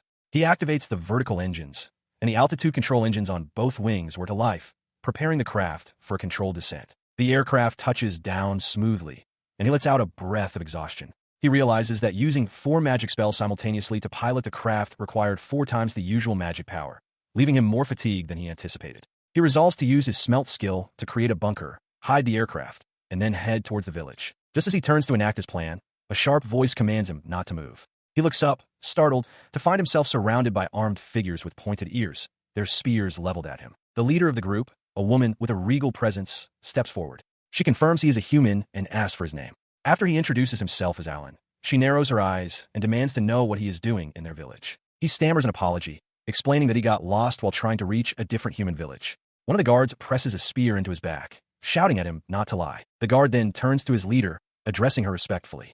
He explains that their village is protected by the power of spirits, questioning Alan's story.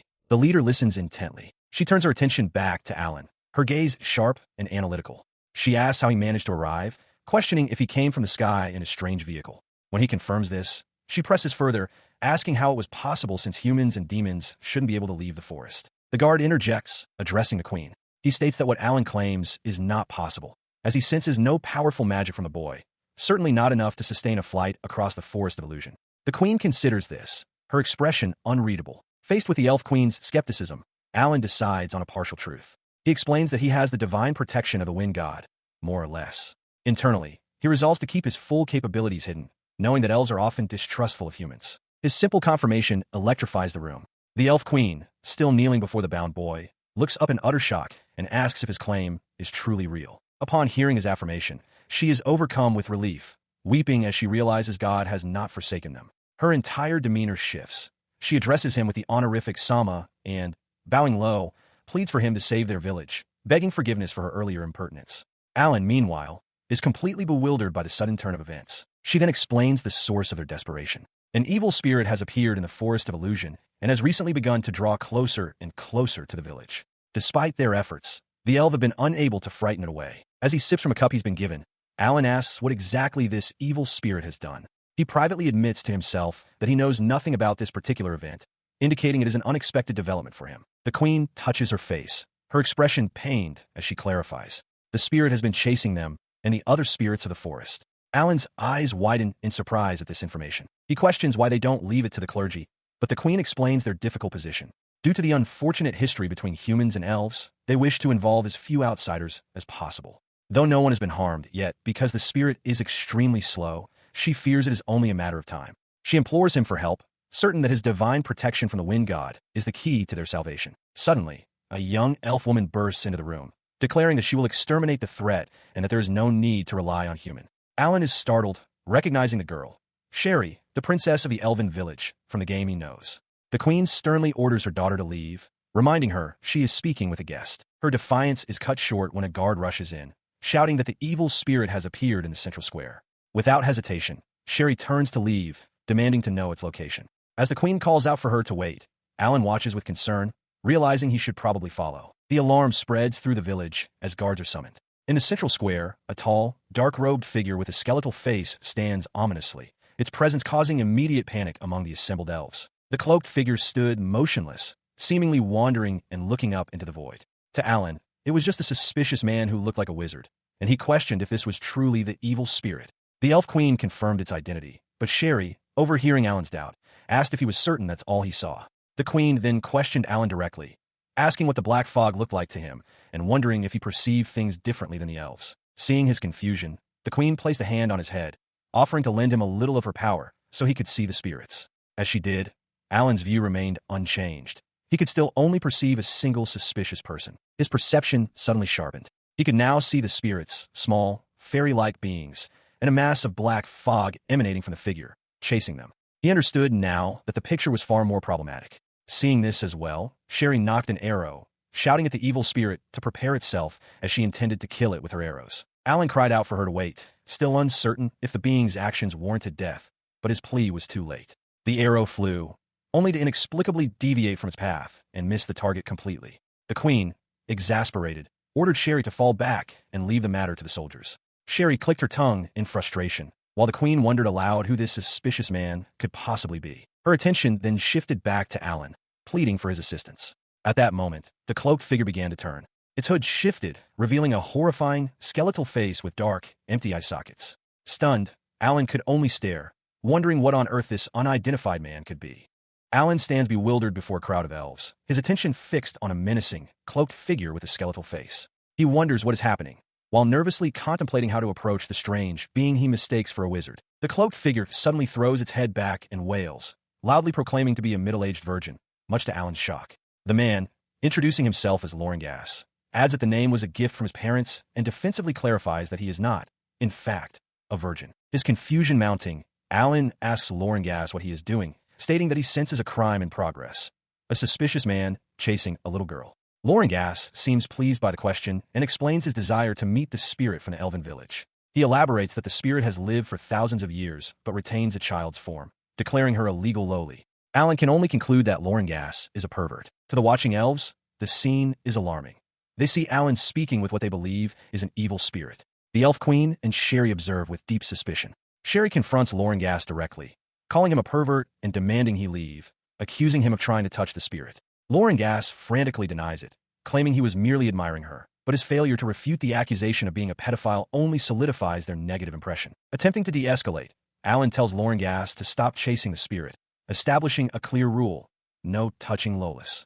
Loringas readily agrees, insisting he wouldn't dare touch the spirits, even as a last resort. When Sherry shouts that he has scared her, Loringas recoils in shock. He stares at his hands in horror, realizing his intense presence is frightening the spirits away. A tiny, winged spirit peeks out from behind Sherry, her fearful expression confirming his failure. He laments what he has done, despairing that he is not the gentleman he aspired to be. He cries out his need to go to the village of elves, but Alan points out that they are already there. Crushed, Loringas feels he cannot succeed, and Alan bluntly suggests he should just leave. Changing tactics, Loringas suddenly presents a small vial to the elf queen, asking if it is for the elixir she seeks. The queen's eyes widen in recognition. She expresses immense gratitude, stating that with this, she can finally create the elixir. As the queen thanks him profusely, Loringas bows deeply. The sight makes Alan realize he is standing before the very queen he needed to find. He lunges forward, grabbing Loringas's cloak to get her attention. The elf queen turns to Alan, asking if he will leave her village if she gives him what he wants. He realizes the elves perceive him as an evil spirit due to his evil thoughts. Setting things straight, he introduces himself as Alan and states his request. To create the elixir, he requires petals from the spirit tree and honey from the elves. He stands before the elf queen, who regards him coolly and asks what he wants. Flustered but determined, Alan confirms that he will leave if his request is granted. To his surprise, the queen agrees. She turns and commands a guard to bring a petal from the spirit tree and some elven honey. As the guard departs, Alan tries to process the sudden compliance, recalling the strange man's specific request. Once the honey is presented, the cloaked figure Loringas eagerly tastes it, confirming its authenticity with a triumphant cry.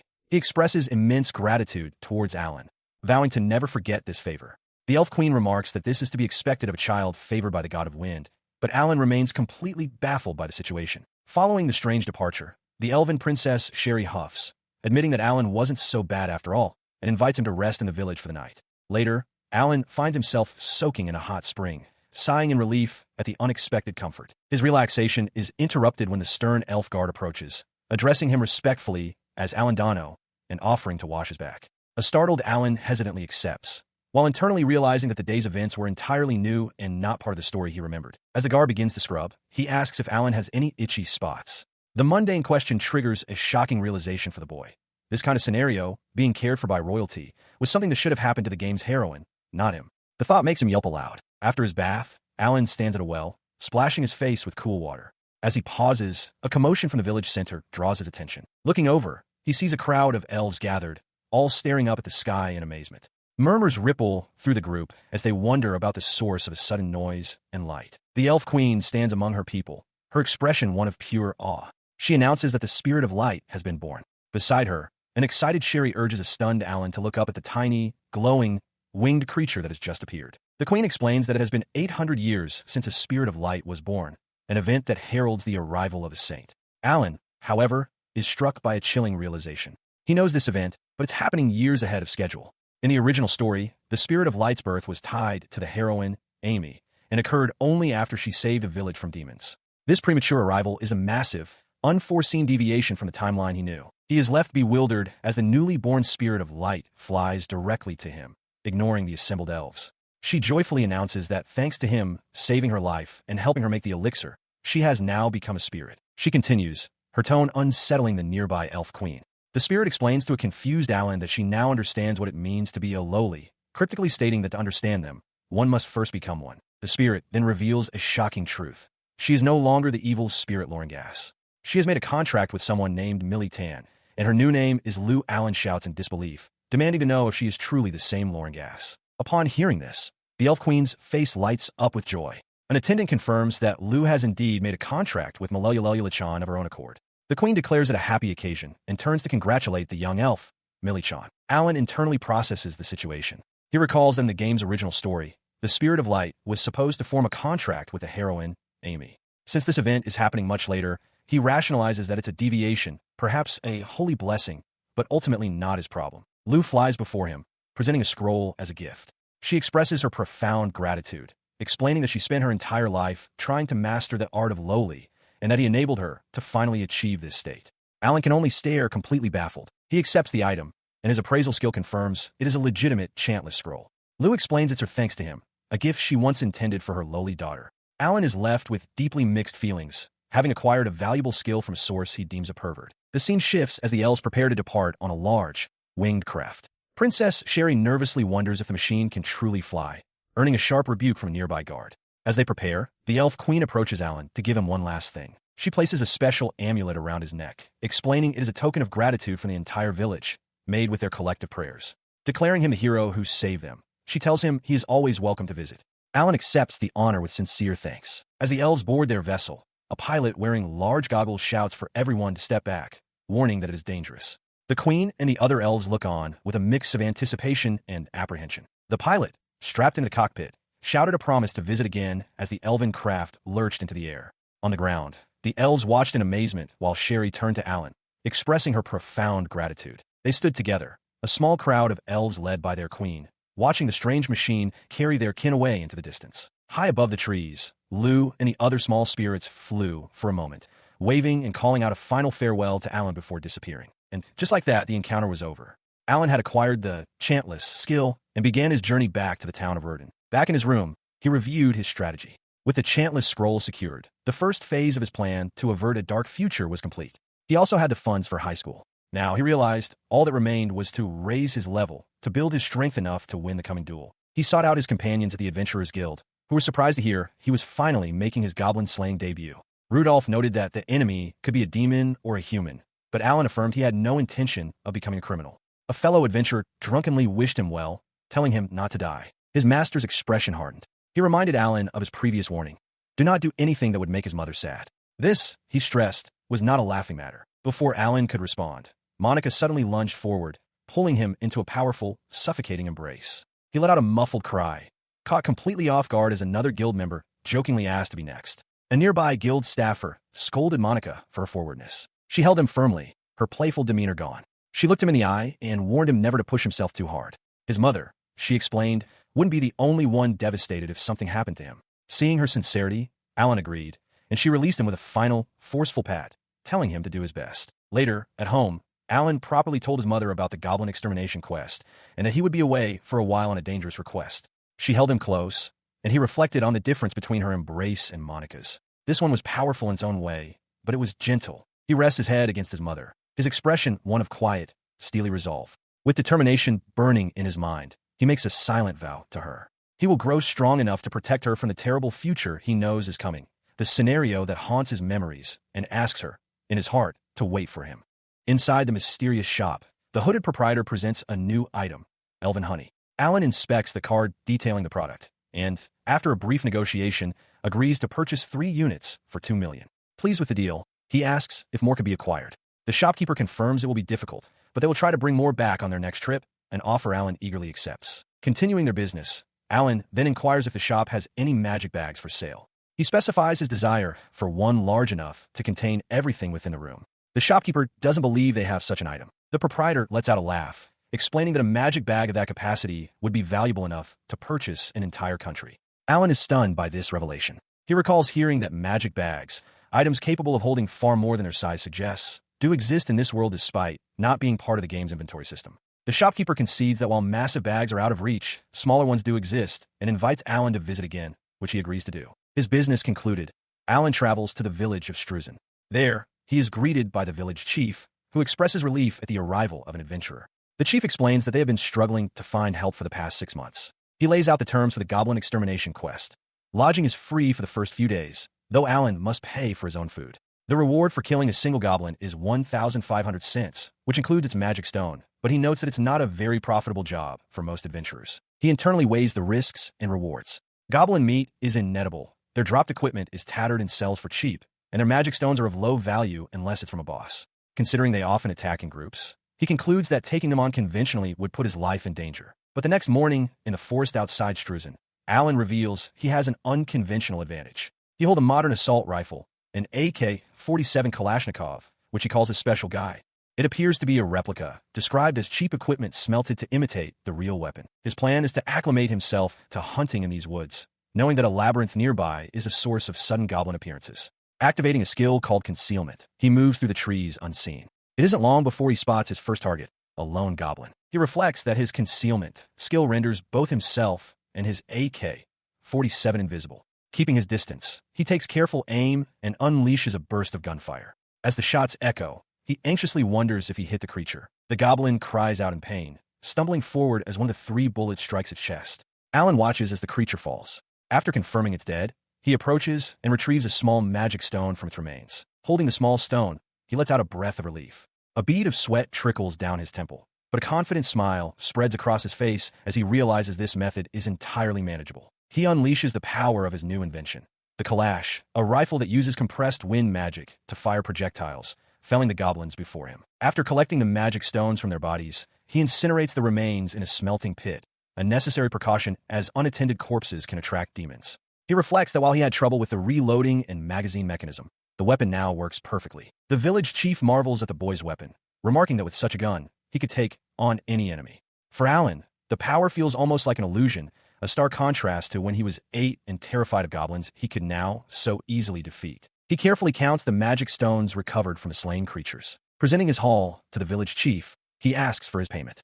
The chief confirms the kill count, 12 goblins. To process the payment, the chief requests Alan's guild card.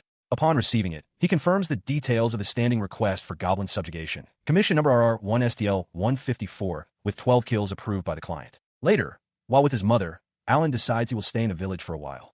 The village chief wishes him luck in his endeavors, and Alan looks forward to working with him again. That night, he rests, the images of goblins still fresh in his mind. The chief, taking his leave, asks if Alan is planning to go into the labyrinth. With a simple yes, Alan confirms his intentions. After hunting for a week without spotting any more goblins in the forest, Alan stands alone amongst the trees and decides that the time has come. His purpose is clear, to take on the goblins' labyrinth. He stands before its imposing, dual-arched stone entrance, ready for the challenge ahead. He stood before the labyrinth's entrance, recalling the mechanics of the world as he knew it from his past life. The goblins that had been attacking the villages were merely a means to raise one's level. This labyrinth was the first true event in the game, but there had never been an actual need to venture inside. He considered the rumors that destroying the labyrinth's core would in turn destroy the labyrinth itself. However, deep within, demons spawned constantly, guarding these cores behind powerful bosses. This made the demons both a nuisance and a valuable resource. He concluded that he didn't need to destroy them completely. Stepping into the oppressive darkness, he held up an imitation magic lantern he'd purchased from the guild for 300,000 cents. He was pleased with it. Lit by mana, it produced no heat or smoke, making it far easier to use than a normal lantern. He remembered that encounters here were frequent, making it a suitable place for leveling up early on. Just then, he spotted 2 figures ahead. The light from his lantern, however, proved to be a beacon. Even with his concealment skill active, the glow was impossible to hide completely. As expected, 2 goblins were cautiously approaching the light, their feral eyes peering out from the gloom. For them, the light was an object of curiosity in the endless dark. With swift precision, he fired his weapon. The goblins, caught completely off guard, fell in an instant. As they crumpled to the ground, he wondered if the sharp crack of the Kalash had been heard by anyone else nearby. He felt like an anglerfish, luring prey with light, and mused that a proper ambush might have been easier. He pressed onward, his memory of the labyrinth's layout serving as his guide. The recollection of clearing it so many times in the game almost made him sick. Knowing there were no treasures or rewards to be found, his plan was simple: speedrun directly to the boss room. This hall, where the core was protected by the bosses, was located on the 5th basement floor. He soon arrived before a massive, reinforced door. Preparing for the confrontation, he ejected the magazine from his firearm. He switched from his stealth-oriented bullets to a clip loaded with power-oriented ones. With a decisive click, he armed his weapon. He was ready. He mentally reviewed the enemy composition. The boss fight consisted of 2 hulking hobgoblins, 2 robed goblin mages, and finally, the imposing goblin king himself, clad in heavy armor. Deciding it was best to deal with the most troublesome ones first, he took aim at the goblin mages on the right. A burst of gunfire erupted, and the 2 spellcasters were neutralized before they could even react. 2 bodies confirmed. The sound of his weapon had nullified his concealment. His next move was to use wind magic to create a smokescreen of smelted sand. In the ensuing chaos, he would move to take down the 2 hobgoblins, then reactivate his concealment in secret. He unleashed another volley, the bullets striking true against the armored brutes. He opens fire, his shots striking one of the heavily armored hobgoblins. The creature lets out a piercing shriek as bullets impact its helmet, while its companion collapses to the floor, already dispatched. Despite the barrage, the remaining hobgoblin proves incredibly resilient. It raises its twin hammers with a metallic screech, preparing to retaliate.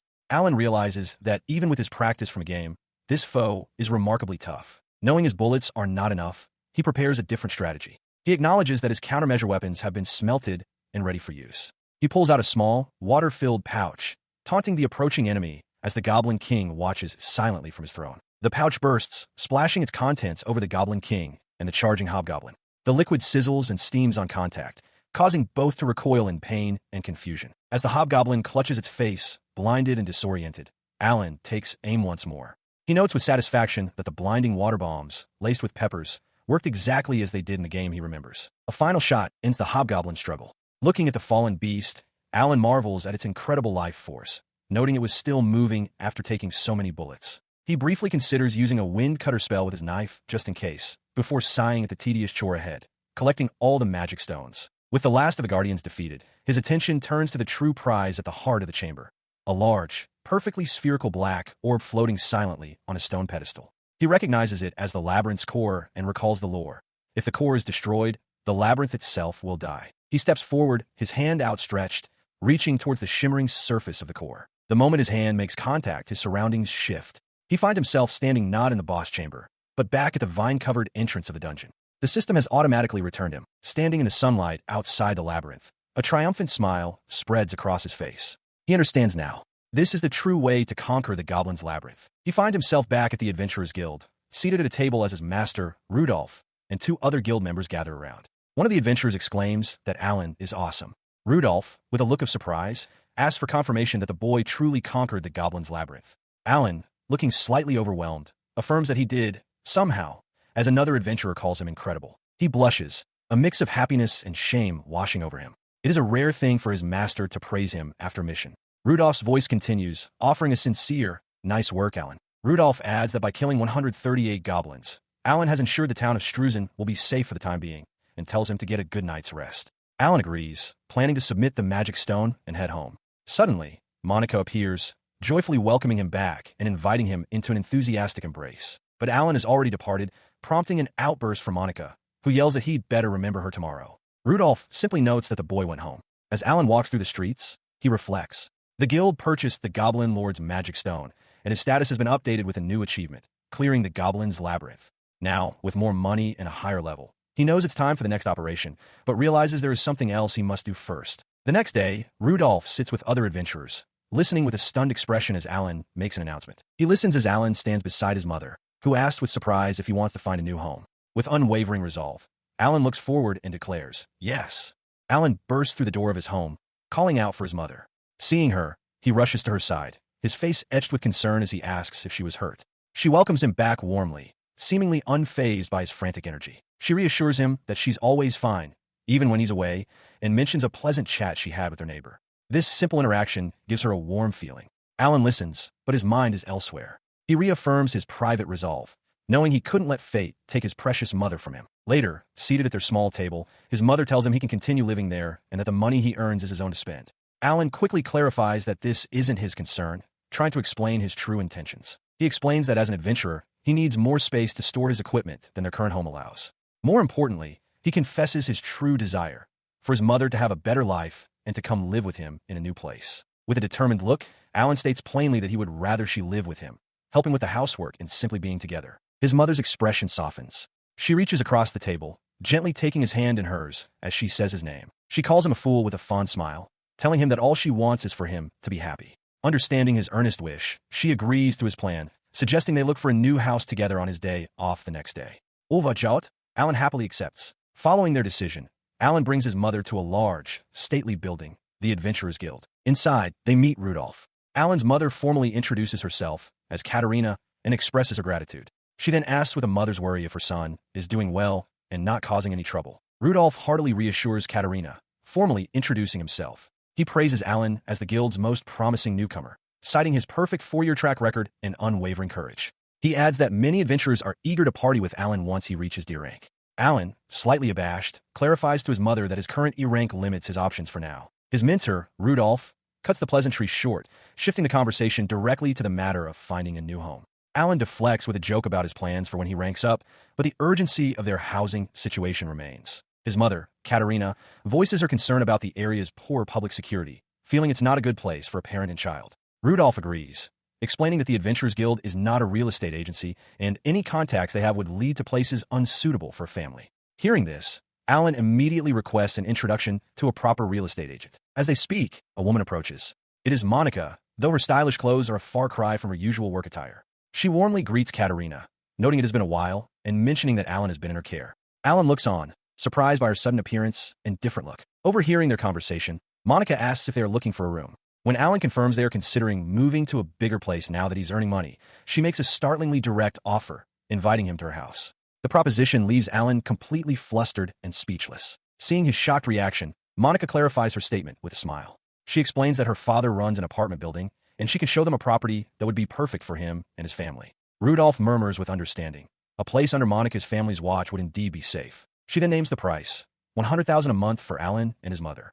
The figure stuns the young boy, and Katerina anxiously turns to him, asking what they should do. Despite the cost, Alan quickly calculates that even a shabby apartment would be $60,000 to $70,000, making this a potential bargain.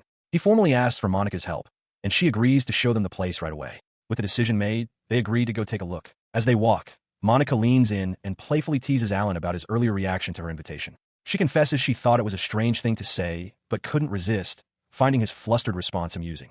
Alan can only grimace in embarrassment. Monica, now in full real estate agent mode, leads them to a large, well-maintained timber frame building. She announces that this is the place, boasting of its convenient location just a 5-minute walk from the guild and close to the town center. The available unit, she informs them, is on the 4th and top floor. As the group begins to climb the stairs, Monica explains that the top floor apartment isn't very popular simply because it's a hassle to get up and down. Alan remarks that it will be an improvement for him, as his current room is on the 5th floor. He stepped into the apartment Monica presented, and his mother gasped at the sheer size of the main room. While she exclaimed how spacious it was, Alan quietly wondered if it might be too big for just the two of them. Monica gestured further inside, noting there was another room as well. As they explored, Monica detailed the full layout. 2 medium rooms in the back, a loft upstairs, and even a private bathroom and toilet, which amazed his mother. Alan, already climbing a ladder to the upper level, peeked out a window and immediately considered making the loft his personal bedroom. From his new vantage point, he looked out the window.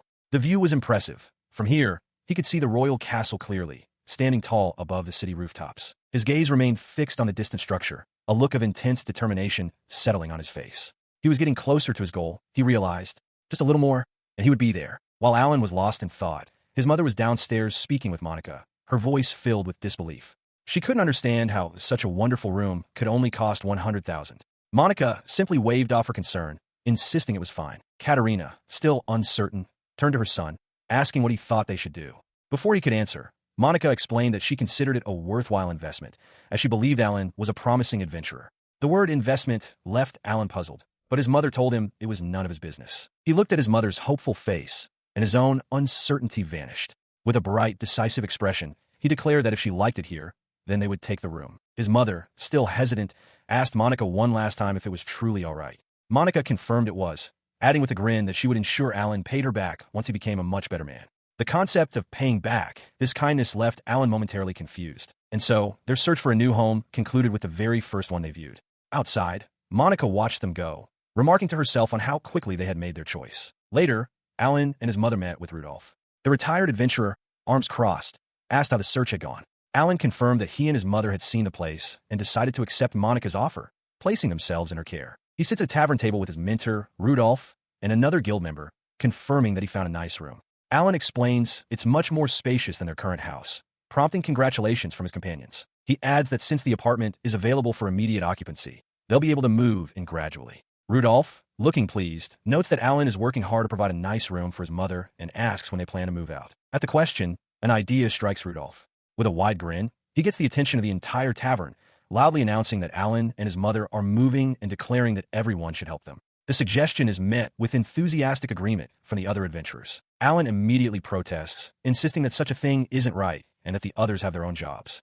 However, an adventurer named Jared tells him to shut up and accept the help. Rudolph declares that helping is his chosen job for the day, and another guild member chimes in that he's bored anyway. As the debate continues, Monica smiles warmly, stating that Alan is already like a son to the entire guild. She encourages his mother, who seems uncertain, to let them help. His mother turns to him, asking for his opinion, and Alan quietly agrees. She then advises him to always value people like this, reminding him that he has been blessed with wonderful senior guild members. Overcome with emotion, Alan looks down, a faint smile on his face. He thinks to himself that while his senpais may be no good troublemakers, he feels incredibly grateful and warm inside, fighting back tears. Nearby, the Ponytail guild member tries to restrain a drunken Rudolph, telling him he's being dangerous. The feeling is too much, and tears begin to stream down his face.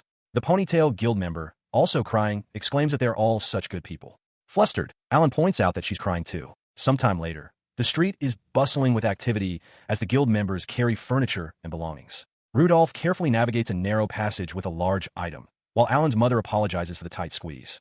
Wiping sweat from his brow, Alan carries the last box, exhausted but relieved. Inside the new apartment, Alan, his mother, and one of the guild members look around. Even with all their furniture, the space feels enormous. His mother notes that it's because they lived such a simple life before. The guild member looks on, silently hoping Alan earns enough to get everything he needs. Following their hard work, the retired adventurer Rudolph thanks the guild members and enthusiastically declares that it's time for a celebratory banquet. The suggestion of a banquet momentarily confuses Alan and his mother, Katerina.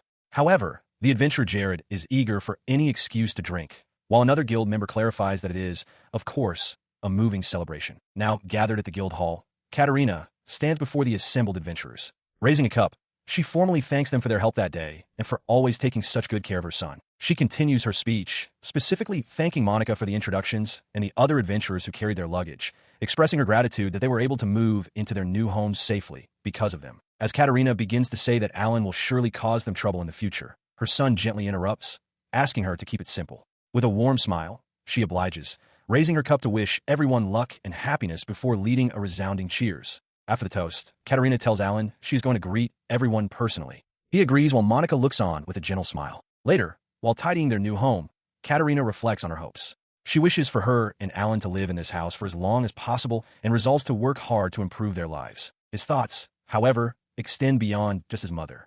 Watching his master, Monica, and the other senior adventurers celebrating, Alan feels a surge of protectiveness. He vows to protect this future where everyone can live with smiles on their faces. His quiet contemplation is interrupted by Jared, who asks if he's drinking alcohol. Alan confirms it's just fruit juice, then adds with quiet intensity that for now, this is all he can do, but he's going to break this fate. Jared leans in close, his expression shifting as a realization seems to dawn on him.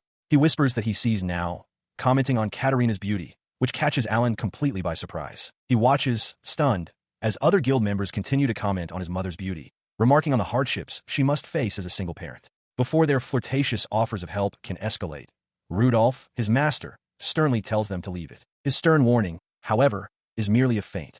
With a blush, Rudolph declares that he will be the one to make a move, ordering the others to stay out of it. The sudden proclamation leaves Jared and another guild member utterly shocked. As Rudolph approaches Katerina to say hello and offer her a drink, Jared shouts that it's unfair for a master to hit on his disciple's mother. Katerina, however, simply thanks Rudolph for the attention. Alan glares with fierce resolve, mentally taking back his earlier sentiment.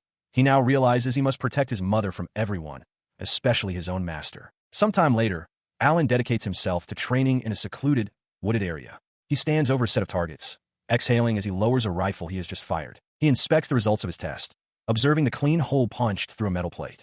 The bullet penetrated successfully. He realizes, however, that he still needs to create small caliber firearms that can use full metal jacket rounds for better performance. Later, while soaking in a bath, he reflects on his progress. In addition to his kalash, he has now smelted a smaller caliber version he calls the Nikov, along with full metal jacket bullets for both weapons. His thoughts are interrupted when his mother playfully suggests joining him, an idea he quickly rejects.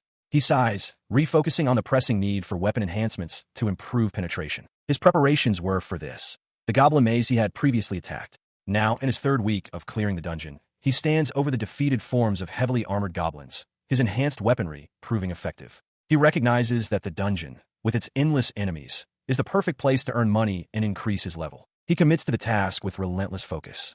After about a week of clearing the goblin maze every day, he has finally exceeded 100 total laps. The resulting haul of goblin magic stones is then distributed to the guild. As a result of his efforts, the guild expert tells him to check his status. Alan, now a novice adventurer, sees he has reached level 9 and, due to his continuous extermination of goblins, has earned the new nickname Goblin Slayer. The expert, noting the sheer volume of his kills, asks if he has some personal vendetta against goblins, leaving Alan momentarily perplexed. In the Orc Forest, near the suburbs of Altmut, Alan lets out a quiet breath. He is here on a hunting request from the town, tasked with culling the local orc population to limit the damage they cause. While orcs are known to attack people, they're also a source of valuable meat, with nearly every part of their body being useful. Having successfully dispatched one, he confirms his next target, the labyrinth. He understands that the orcs in this forest are not a finite threat. They spawn infinitely from a place deep within the woods known as the Great Labyrinth of Orcs. A confident smile touches his lips.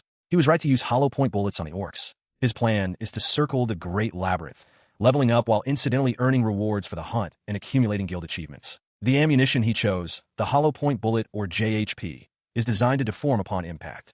This expands the area of destruction and drastically increases its killing power, a tool primarily used for hunting even in his previous life. He refines his strategy, acknowledging that orcs are terribly tough. Despite their low defense, they possess high HP.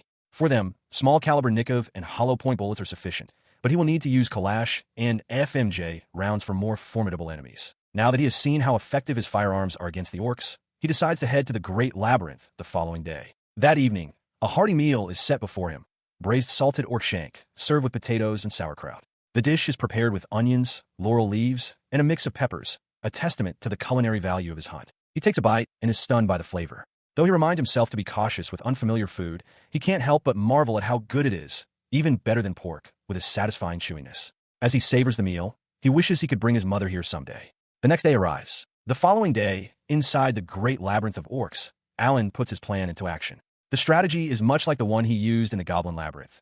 Use concealment to kill the small fry while heading straight for the boss floor. He notes that each floor has a mid-boss, but they can be defeated with a reliable pattern of concealment and smokescreens. He has grown used to the process, collecting magic stones from his kills since he lacks the space to carry all the meat. Finally, he confronts the last boss, the Orc King, flanked by all the previous mid-bosses.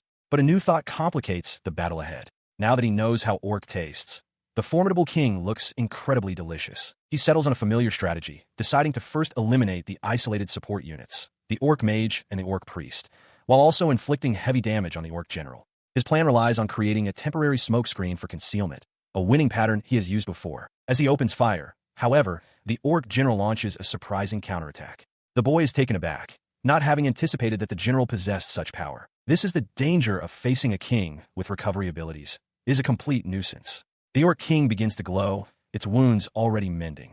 Alan knows he can't beat a foe with such a high health pool through attrition, but resolves to continue with his winning pattern, deploying a smokescreen. His opponents prove to be intelligent, however. They anticipate his attempt to flank them and form a tight, back-to-back defensive formation. Acknowledging their smart tactics, Alan decides on a different path, readying a small orb of chili pepper extract for blinding. The blinding agent splashes across the group of monsters, causing them to reel in confusion and pain. But to his shock, the Orc King's eyes are already healed. Alan realizes with frustration just how much a nuisance this powerful foe truly is. Without hesitation, the recovered king charges, shattering the wooden floorboards.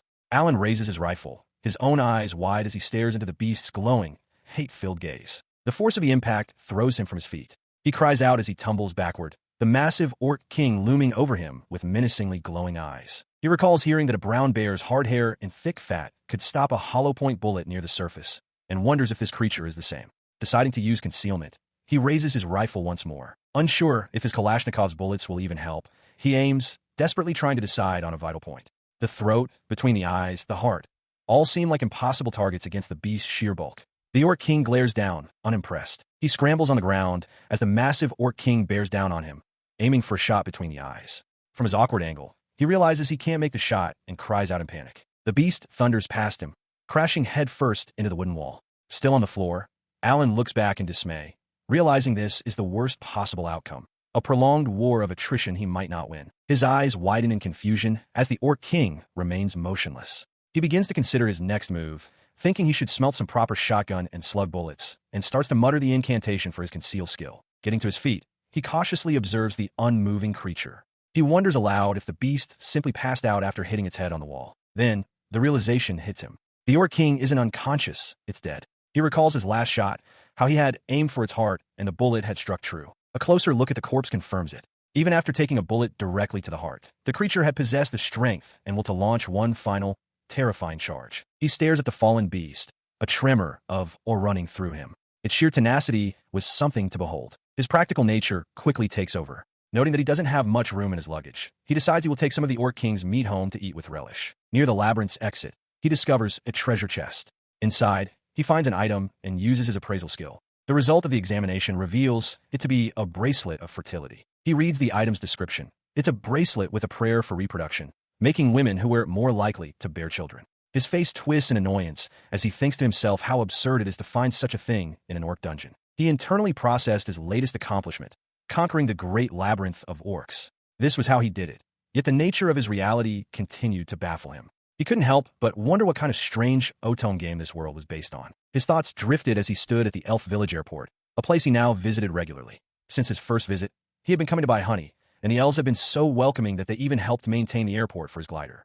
The sight of elven children playing near his craft was now a familiar one. Walking through the village, he observed that a street was being used as a playground and an archery range for the children. It seemed no one had any complaints about his presence or activities. However, he knew there was at least one person who might object. Just then, the elf princess Sherry appeared with her entourage, grabbing onto his glider's wing. She decried his presence as a nuisance and accused him of cutting down their precious forests.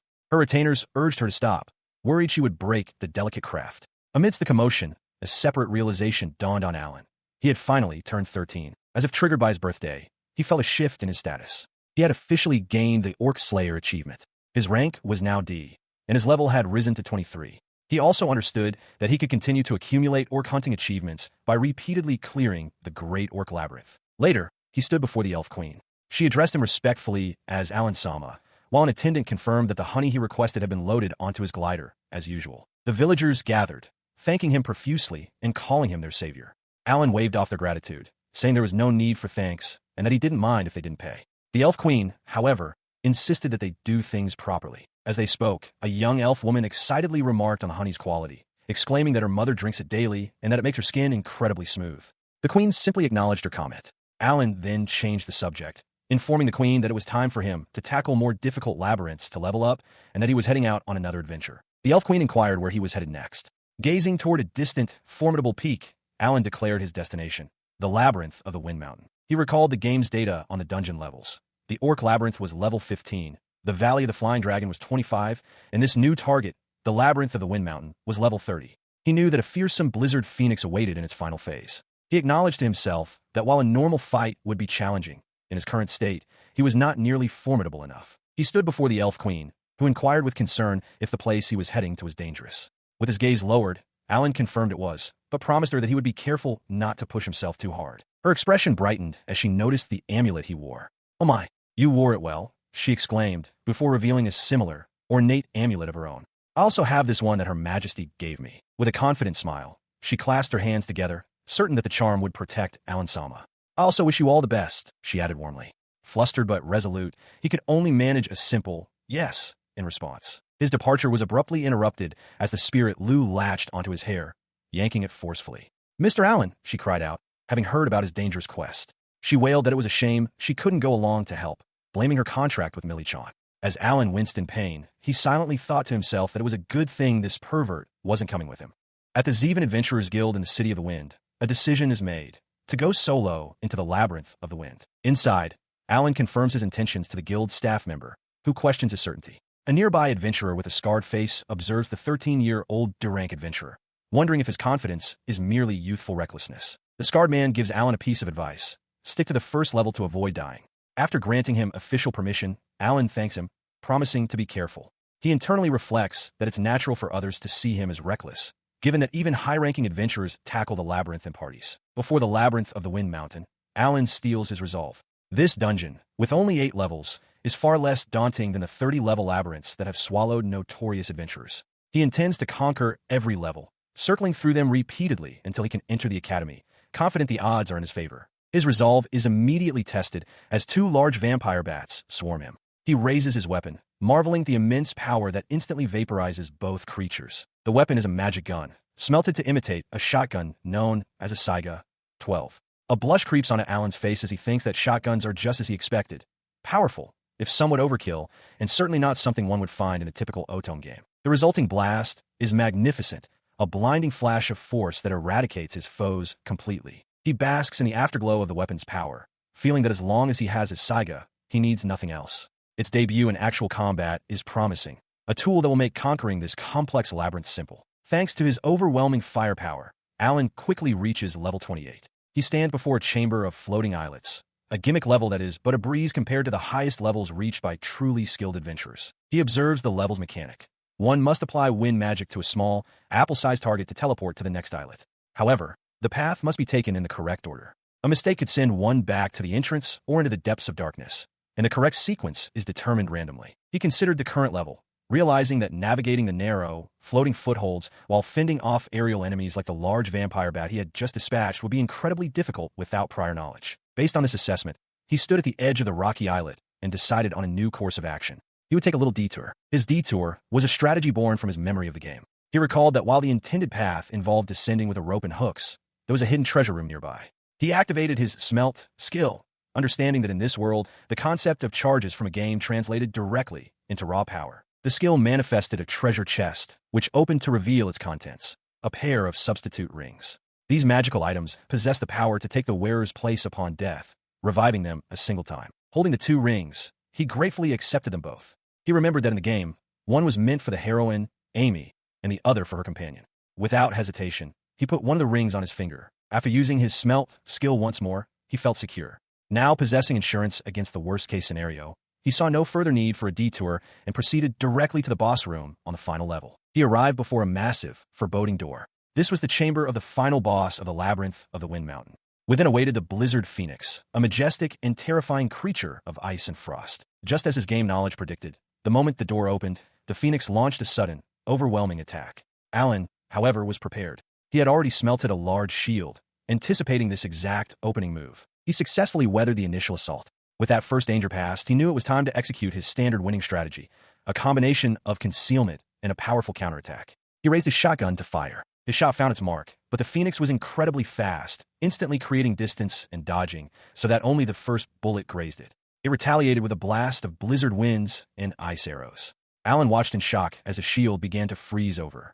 He realized that while it might not be destroyed, he was in grave danger. The most pressing threat was the overwhelming bitter cold. He realizes he must fight a war of attrition, using his Nikov rifle to weaken the beast from a distance before it can get into Saiga's range. Though he preferred to draw it in for a headshot, he decides to rest for now. As the Blizzard Phoenix dives, he conjures a massive boulder with his smelt skill to use as cover. The summoned rock serves its purpose. He knows this will be a lengthy battle of outranging the enemy with hit-and-run tactics, so he activates concealment and immediately prepares another boulder with smelt. From behind his makeshift shield, he waits for a lull in the creature's assault. He mentally runs through his combat cycle. Attack, use concealment, separate, create a new boulder, and take refuge again. The Phoenix lets out a piercing shriek as the nature of its assault shifts. Alan realizes with alarm that the attack pattern has changed to an agonizing, all-directional blizzard, and the temperature is plummeting. Suddenly, the relentless blizzard ceases, and the Phoenix begins to plummet from the sky. Seeing his opportunity, Alan prepares to close the distance for a decisive headshot. He surges forward, but his feet slip out from under him. To his shock, the ground has been turned to a sheet of ice. He slides helplessly, unable to stop his momentum. His uncontrolled slide carries him just past the point of impact as the Blizzard Phoenix crashes into the frozen ground behind him. He lets out a breath of relief, acknowledging how close he came to being crushed. Scrambling back to his feet, he levels his rifle. He knows he cannot afford to let the beast recover and must end the fight now. With the creature dispatched, he approaches the massive, icy corpse. A shiver runs through him from the sheer frigidity of the body. He decides to retrieve the magic stone quickly, wondering if the feathers will melt once plucked. As he begins the task, he pulls out a single, beautiful feather. To his surprise, it doesn't melt in his hand. Realizing their potential value, he decides to carefully collect the feathers from the wings and tail, one at a time. Having defeated the labyrinth's master, he turns his attention to the treasure chest. Inside, he finds a surprisingly light bone, which he decides to collect along with the others. While a rare and valuable Sword of the Sky Knight lies on display, his gaze is drawn to an unusual pedestal in the corner. He realizes the true highlight of this dungeon is the device resting upon it, a magic stone synthesizer. He examines the device, understanding its function. By synthesizing magic stones of the same kind, it can increase their size. A diagram illustrates the process. 2 magic stones of the same size can be combined into one of the next larger size. It would take 16 of the smallest stones to forge a single huge one. This is more than a simple monetary exchange. It's a method of value multiplication. He quickly calculates the potential profit.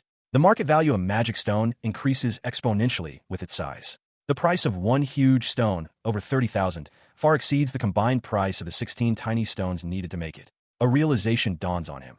He can use this synthesizer every time he clears the labyrinth for immense profit. With this new strategy in mind, he decides to repeatedly run through the dungeon, keeping his ability to clear his secret while earning money and experience. He turns and walks away from the boss chamber's exit. Sometime later, while dressed in simple work clothes, Alan is spotted by his master, Rudolph. Rudolph expresses surprise, noting he didn't know Alan was still taking menial requests like ditch cleaning and cautions him against standing out too much. He confirms that he only does such work in his spare time. Rudolph acknowledges this and brings up Alan's future, reminding him that he's now a D-rank adventurer and, having recently turned 14, will finally start attending high school next year. The conversation continues at a table, where Rudolph advises him not to let the nobles at school take advantage of him. He urges Alan to quickly complete the predetermined rank-up quest to reach C rank. Alan inquires if the quest is for a guard position. His master explains the significance, stating there's a vast difference in reputation between a C-rank adventurer who can accept guard requests and a D-rank who cannot. He assures Alan that with his achievements, he only needs to successfully take down some bandits to be promoted. Alan, however, seems unconcerned, admitting that he doesn't really care about ranks. His master, Rudolph, looked at him intently, acknowledging that he knew Alan was hiding many things. Still, as his master, he firmly advised him to take the promotion quest, insisting it was an undeniable advantage for his future. Alan began to protest, explaining that he didn't want his true fighting style, relying on guns and concealment, to become public knowledge yet. He feared that if information leaked, it would compromise a future event, but his explanation was cut short by a voice calling his name. The interruption came from a trio of rough-looking adventurers.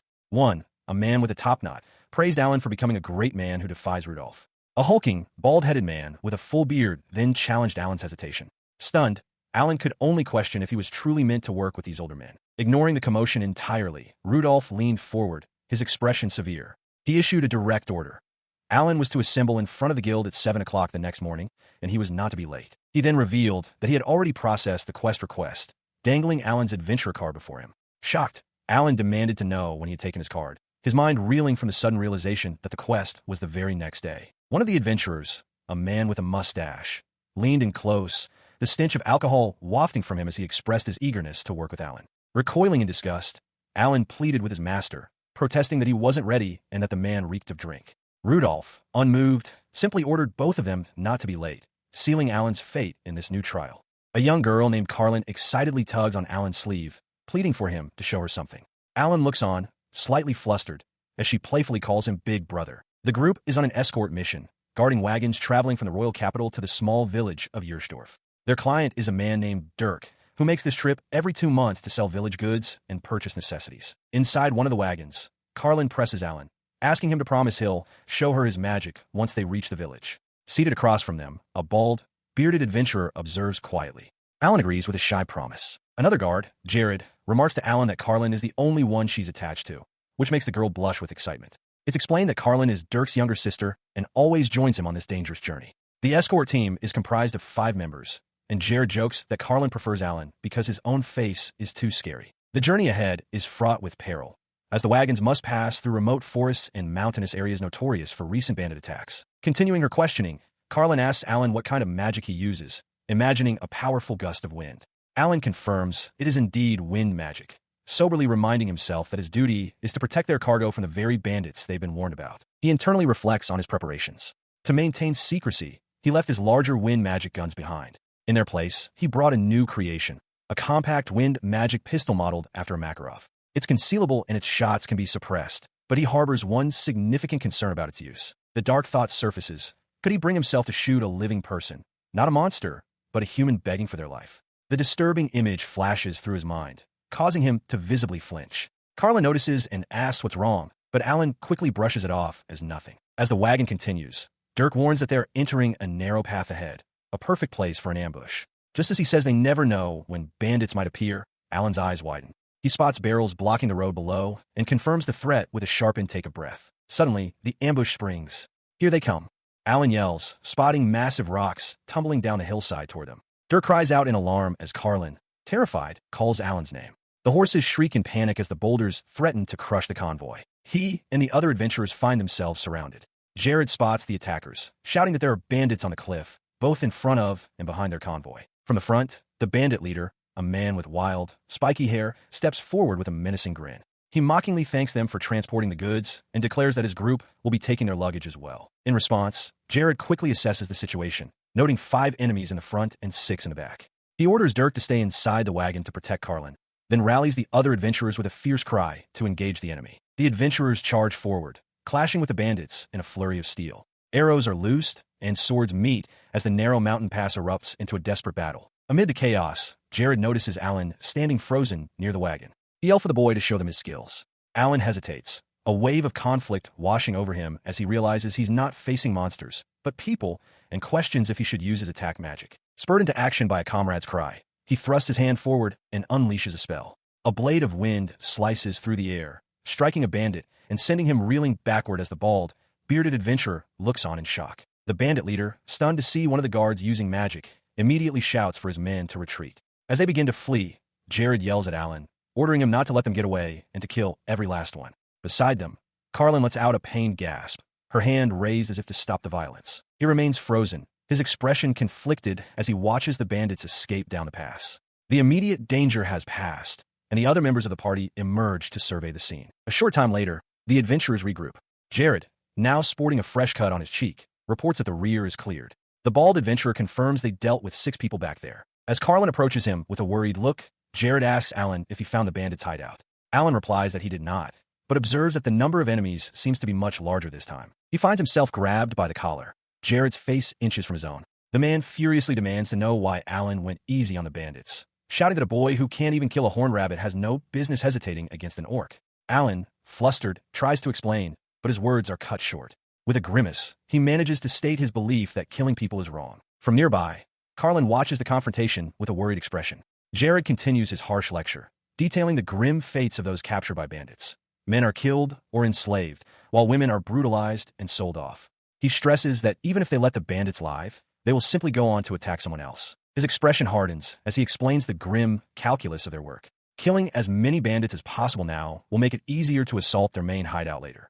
He declares an absolute rule for Alan to never forget: kill when you can. Alan absorbs the words in silence, his face a mask of conflict. The large, bearded adventurer then adds his own counsel, telling the boy to remember this lesson if he wishes to continue as an adventurer. With the immediate danger past and the lecture concluded, the party prepares to move on. The bearded adventurer calls to Alan to help him move a large rock from their path. Still shaken, Alan stammers his assent and hurries to assist. The remainder of their journey proceeds without incident. As the party's wagon rolls through the gates of Yerstorf, they're greeted by the excited shouts of local children who recognize Dirk's wagon returning from the capital. The adventurers are welcomed back to the town. While unloading, a group of girls gathers, curious about the latest fashion trends from the capital. One chides Dirk for the disgraceful state of his wagon. They then turn their attention to Carlin, teasing her as well. Annoyed, Carlin mutters under her breath about the ways of countryside women. Dirk hands a package of medicine to the bearded adventurer, apologizing for any trouble. The man laughs heartily. At that moment, Carlin spots a yellow ribbon among the goods and excitedly claims it as her own. Later, Jared finds Alan alone. He asks the boy if he understands why the guard mission would have been deemed a failure if Alan had been in charge. With his gaze directed downward, Alan quietly confirms that it's because he didn't kill. Jared agrees. Standing beside the boy and looking out at the horizon, he offers a final piece of his philosophy. He tells Alan that bandits are just like demons, but worse, because they only pretend to be human. He acknowledges that this is a difficult truth to accept at first, but it is one Alan must come to understand. He listens as Jared continues his harsh lesson, his face a mixture of apprehension and reluctant acceptance. Jared insists that next time, he must kill properly, declaring that goblins, orcs, and bandits are all the same. With a heavy heart, Alan quietly agrees. The grim conversation is interrupted by the cheerful voice of a young girl. Carlin runs up to Alan, with Dirk nearby, reminding him that he promised to show her magic. Her excitement is contagious. Soon, a small crowd of village children gathers around, all clamoring to see Alan's magic. One of them even wishes him luck with babysitting. And so, Alan spends the rest of the afternoon entertaining the children, weaving patterns in the air with wind magic until the sun sets.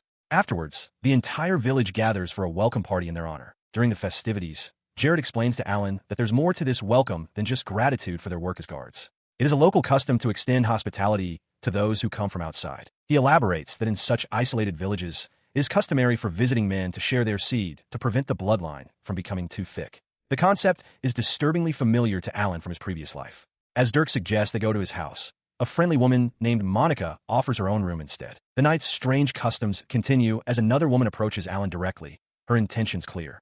Flustered by the proposition, the boy stammers out a rejection, wondering what she expects to do with a 14-year-old. The next morning, Jared and Dirk look utterly drained, far more fatigued than they were after the battle. The other adventurers tease them about their night.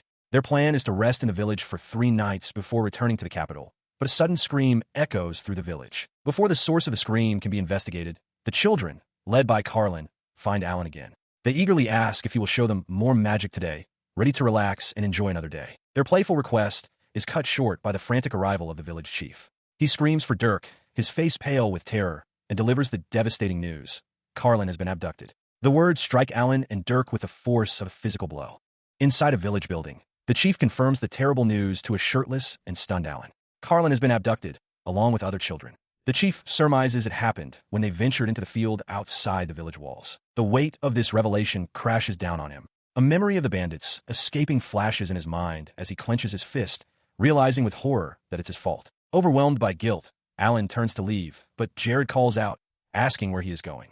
Alan whirls around, his face a mask of anguish, shouting that it's his fault because he couldn't kill them. He declares his intent to go after them with everyone. Jared urges him to calm down, acknowledging the sentiment but advising restraint. Dirk steps forward, holding a scroll, to explain the difficult situation. He states that adventurers don't act without a formal request. Furthermore, he warns that if they make a move from this village, it will likely become the bandits' next target. The scroll contains the bandits' chilling message, punctuated by the memory of their leader's sneering face. He boasts of having 3 children under his custody. Their demands are absolute. The village must surrender young women, food, and money, and accept their domination. Any resistance or strange moves will result in the immediate execution of the children and an attack on the village. As the implications sink in, Alan looks toward Jared. A painful realization dawns on him.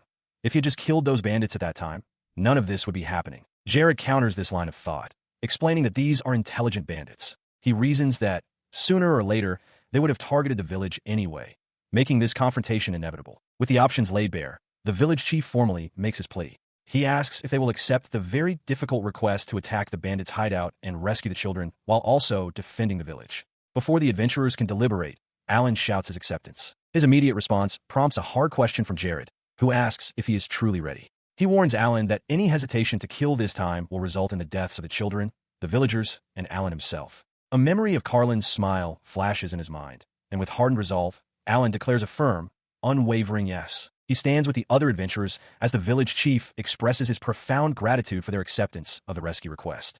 Jared, impatient, urges them to get moving, stating they have killing to do, while Dirk looks on. As the group prepares to depart, Dirk steps forward, his voice trembling as he grabs Alan's hand and begs him to save his little sister. His face is a mask of pure anguish, tears welling in his eyes as he repeats his desperate plea. Moved by the man's desperation, Alan's expression hardens with resolve. He looks toward Jared and makes a solemn vow to save the girl by any means necessary. Later, under the cover of night, he and Jared trek through the woods. Alan asks how they will locate the bandits' hideout, reasoning that there are few suitable places nearby, given that the children were captured and the threatening letter arrived before sunset. Jared explains that their destination is a few hours' walk from the village, then gives a sharp order to extinguish their light. Following his instruction, they ascend to a higher elevation. From this new vantage point, Jared gestures to the landscape below, explaining that they can see every possible hideout from there. He points to a specific spot, identifying a cave that was used by a different group of bandits last year. He estimates it's large enough for about 30 people. As he speaks, Alan spots the faint glow of a watchfire, confirming their location. With the hideout located, Alan states his plan. He will sneak in and rescue the captives.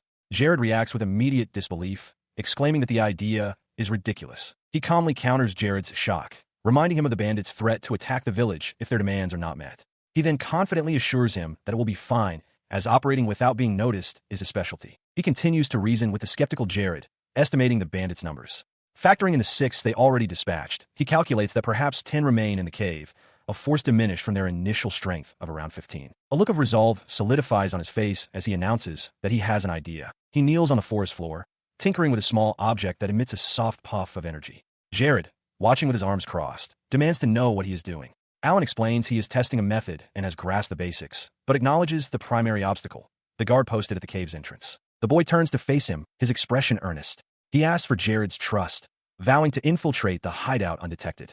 Jared's face is grim as he issues a stark warning. Failure means death for the captive children. Despite his reservations, he concedes, agreeing to trust Alan one more time, and the boy offers a sincere thanks. Now alone under the moonlit sky, he steels his resolve, promising himself that he will succeed. He elaborates on his plan to Jared, revealing a web of Naruto clappers strung between the trees. He instructs Jared to lurk nearby and come when he gives the signal, explaining that their combined presence would be too conspicuous.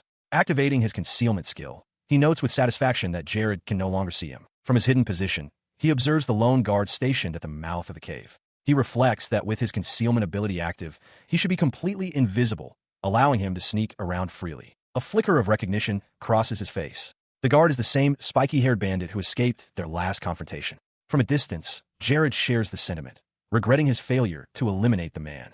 With the enemy identified, Alan prepares to begin his infiltration. Before moving, he activates his appraisal skill, focusing on the cave. A detailed map of the interior forms in his mind, revealing a layout far more spacious and complex than he had anticipated. He sees the bandits gathered within and commits the structure of their lair to memory. Having committed the map to memory, he peers from the shadows at the cave's entrance. His task is now clear. He must carefully observe the bandits to understand their positioning and patrol patterns. He continued his infiltration, noting a 3-way intersection ahead. His appraisal revealed 13 people in the next room. Peering through a barred door, he saw a group of captive children guarded by the spiky-haired bandit leader. The children seemed safe for the moment, but a flicker of concern crossed his face as he realized Carlin was not among them. Moving deeper into the hideout, his search led him to a different area. He spotted Carlin hiding in the shadows. His gaze then shifted to a nearby trapdoor and the heavy boot of a bandit standing just above it. A grim determination settled over his features. The scene that unfolded was horrific. A large, bald bandit was assaulting a captive woman on a makeshift bed. Hidden just beneath them, Carlin watched in silent terror, tears streaming down her face. Witnessing the atrocity, Alan's expression twisted into one of pure, unadulterated rage. He exploded into motion. Before the bandit could even register his presence, Alan delivered a swift, brutal strike to the man's temple. The attack was followed by a sickening crack as he twisted the man's neck, silencing him instantly. The large body slumped to the floor with a heavy thud. Panting from the sudden, violent exertion, he immediately turned his attention to the space beneath the bed. He found Carlin, trembling. Reaching out a gentle hand, he softly assured her, "You're safe now." The girl, overwhelmed with a mix of terror and relief, began to cry out his name. Reacting with lightning speed, Alan pressed his hand firmly over her mouth, muffling the sound before it could alert anyone else. He held her close, whispering urgently for her to make no loud sounds. She gave a small, muffled noise of understanding. He asked if she was okay, and she managed another quiet affirmation. Once she was calm, he took her by the hand and guided her away from the grim scene, leading her back towards the entrance of the hideout. At a secluded spot near the exit, he instructed Carlin to be patient. He explained that he had already blocked the main entrance from the outside with a rock and was about to seal it completely. He then asked if she could wait there while he went back to save the other children. She nodded in agreement. He steels himself, activating his concealment skill. Looking at the unconscious Carlin, he reflects on the nature of the bandits. They are not like demons. They are worse, for they are humans who choose to discard their humanity. With cold resolve, he moves to his next target. An unsuspecting bandit guard sits on a chair, completely unaware as Alan materializes a pistol and presses its barrel firmly against the back of his head. A muffled crack echoes as he eliminates the second guard. Turning to the captive children huddled in a cage, he raises a finger to his lips, whispering for them to be quiet. He assures them he has come to save them all, including Carlin. One of the boys recognizes him, his eyes wide with a mixture of fear and hope. After freeing them, Alan quickly checks on their condition. They confirm they are unharmed. He takes a mental tally. 2 bandits down, 11 left. His gaze hardens as he hopes the rest of the group is still gathered in the main cave. Leading the children down a narrow passage, he instructs them all to cover their ears and wait for his signal. He then turns and uses his creation magic, smelting the rock to form a thick, solid wall, sealing the corridor from the inside to protect them. Elsewhere in the hideout, the bandit leader's head snaps up. The subtle shift in the cavern's air or a faint, unnatural sound has put him on alert. As he stands guard before a large, ornate door, one of his subordinates approaches nervously. The man asks why he's blocking the boss's room, revealing he overheard a plot to kill someone, though he is unsure of the details. On the other side of that very door, Alan and the rescued children stare at the strange seal. Following his earlier instruction, the children keep their ears covered. Alan's eyes narrow as he examines the intricate design, wondering about its purpose. He notices something carved into the door surface. Simultaneously, on the opposite side, the bandit leader leans in, his suspicion about the sealed room growing more intense. Alan places his fingers near the carving and unleashes a blinding flash of light. The spell erupts through the door, blasting the bandit leader and his subordinate off their feet with concussive force. His explosive signal sends a bandit flying, leaving Jared utterly stunned. He whirls on Alan, demanding to know what he just did. Alan, however, remains composed, assuring the group that it's all right before telling them to stay put while he investigates the situation. Inside the hideout, the aftermath is clear. Bandits lie groaning and unconscious amidst the splintered wreckage. He surveys the scene, noting that some of the men are still breathing. His gaze falls upon the bandit leader, panting heavily on the ground. Realizing the cave itself might collapse, Alan determines that his first priority must be to evacuate the children. The defeated leader, face twisted in fury, seethes about the brat and vows to kill him. But before he can rise, Jared steps in and firmly plants his foot on the man's head, pinning him down. As the children watch in shock, Jared lets out a weary sigh, remarking on what a mess the situation is. With the threat neutralized, the group walks away from the hideout. Jared announces that it's safe to return to the village and praises Carlin, telling her she did a good job. Overwhelmed by relief, the young girl breaks down into tears. Alan immediately kneels to comfort her. Alan reflects on the grim aftermath of the battle. The bandits who attacked the village were all slain by the senior adventurers and subsequently beheaded. Jared informs Alan that while the main group hunts for the remaining bandits, Alan is to stay behind and help prepare for their return to the royal capital. Alan silently agrees. The harsh reality of their work is laid bare. The senior adventurers return to the bandits' cave to execute the incapacitated ones. It is a brutal task, but one they must do. Later, while his mother helps him with his gear, Alan processes the events. He acknowledges that such brutality is simply one of the rules of this world, and internally admits that he, too, has killed plenty of people. He concludes that he should probably thank his master for getting him this request, as it has been an important learning experience. His thoughts are interrupted as a wagon prepares to leave. Carlin, one of the rescued children, calls out his name while Dirk, the driver, announces that everyone is on board and they are ready to depart. Standing with the other rescued children, Carlin thanks Alan for saving her. He asks if she is staying in the village, and she confirms she is, asking to see his magic someday, if they meet again. As the wagon departs, Alan waves goodbye, promising to return soon. With this, he has successfully completed the bandit extermination and his duty as a guard, turning his attention back toward the royal capital. Years pass. At 15 years old, Alan breaks the record for the youngest C-rank adventurer. As he gets ready, his mother fusses with his bow tie, remarking that he's quite good at tying it. She then sheepishly admits she just wanted to point out that it was crooked, apologizing with a laugh. She pulls him into a warm embrace, telling him that today is finally the day and wishing him good luck. He agrees, his expression serious and determined. Dressed in a formal, dark uniform, Alan stands at the doorway, ready to depart. His mother watches him go as he reaffirms his resolve. Today, finally, a new chapter begins. He walks along the cobblestone path, his new uniform marking the start of new life. Other students in similar attire head in the same direction, their faces a mixture of excitement and apprehension. He arrives before a grand, imposing edifice, the destination he has been working towards. At last, he thinks with determination, he is going to enter the Royal High School. Inside the entrance hall, a school official with a commanding presence instructs the incoming freshmen to check their class assignments before proceeding to the auditorium to be seated. He finds his place among the 39 new students, but an unexpected situation has arisen. The examination results placed him in Class A, a veritable paradise for aristocrats. He had preferred Class B, as it was not directly involved in the event. The list shows Anastasia Klein ranked first, with Alan himself as a special second, followed by Amy von Braze, Marcus von Bien, and Claude Justine. He contemplates the social minefield ahead. In this world, a commoner speaking to an aristocrat without a proper reason is an act of disrespect. With this in mind, he admits to himself that he has no idea how to get along with his new classmates. His attention is drawn by whispers from other students. They point towards two figures, one of whom they call out with reverence, Anastasia Sama. Alan observes them, realizing that as a commoner, he is almost guaranteed to be a loner, a fact he finds rather convenient. He looks at Anastasia, and more than the excitement of his arrival, he is fascinated by her. The elegance of her form and the unapproachable aura she exudes mark her as someone completely different from an ordinary person like him. His focus shifts as the surrounding students begin identifying other prominent figures. They gasp at the sight of Oscar, praising his beauty and noting he is the heir to the Duke of Wilmot, the wealthiest family in the kingdom. Behind him stands Marcus, the son of the imperial court magician and a leading candidate for prime minister, who is said to have the blessing of the sage. Alan thinks he saw one of them glance his way. The excited chatter continues. The students point out Leonardo, son of the commander of the Imperial Guards, admiring his powerful physique. They also identify Claude, the third prince of the kingdom of Westerdale, who is rumored to possess the blessing of the Fist King and can defeat demons with his bare hands. The onlookers are dazzled by the handsome and powerful assembly. The aristocrat's attention finally lands on him, mockingly identifying him as the special commoner student. Alan overhears their terrible, condescending remarks but remains unfazed.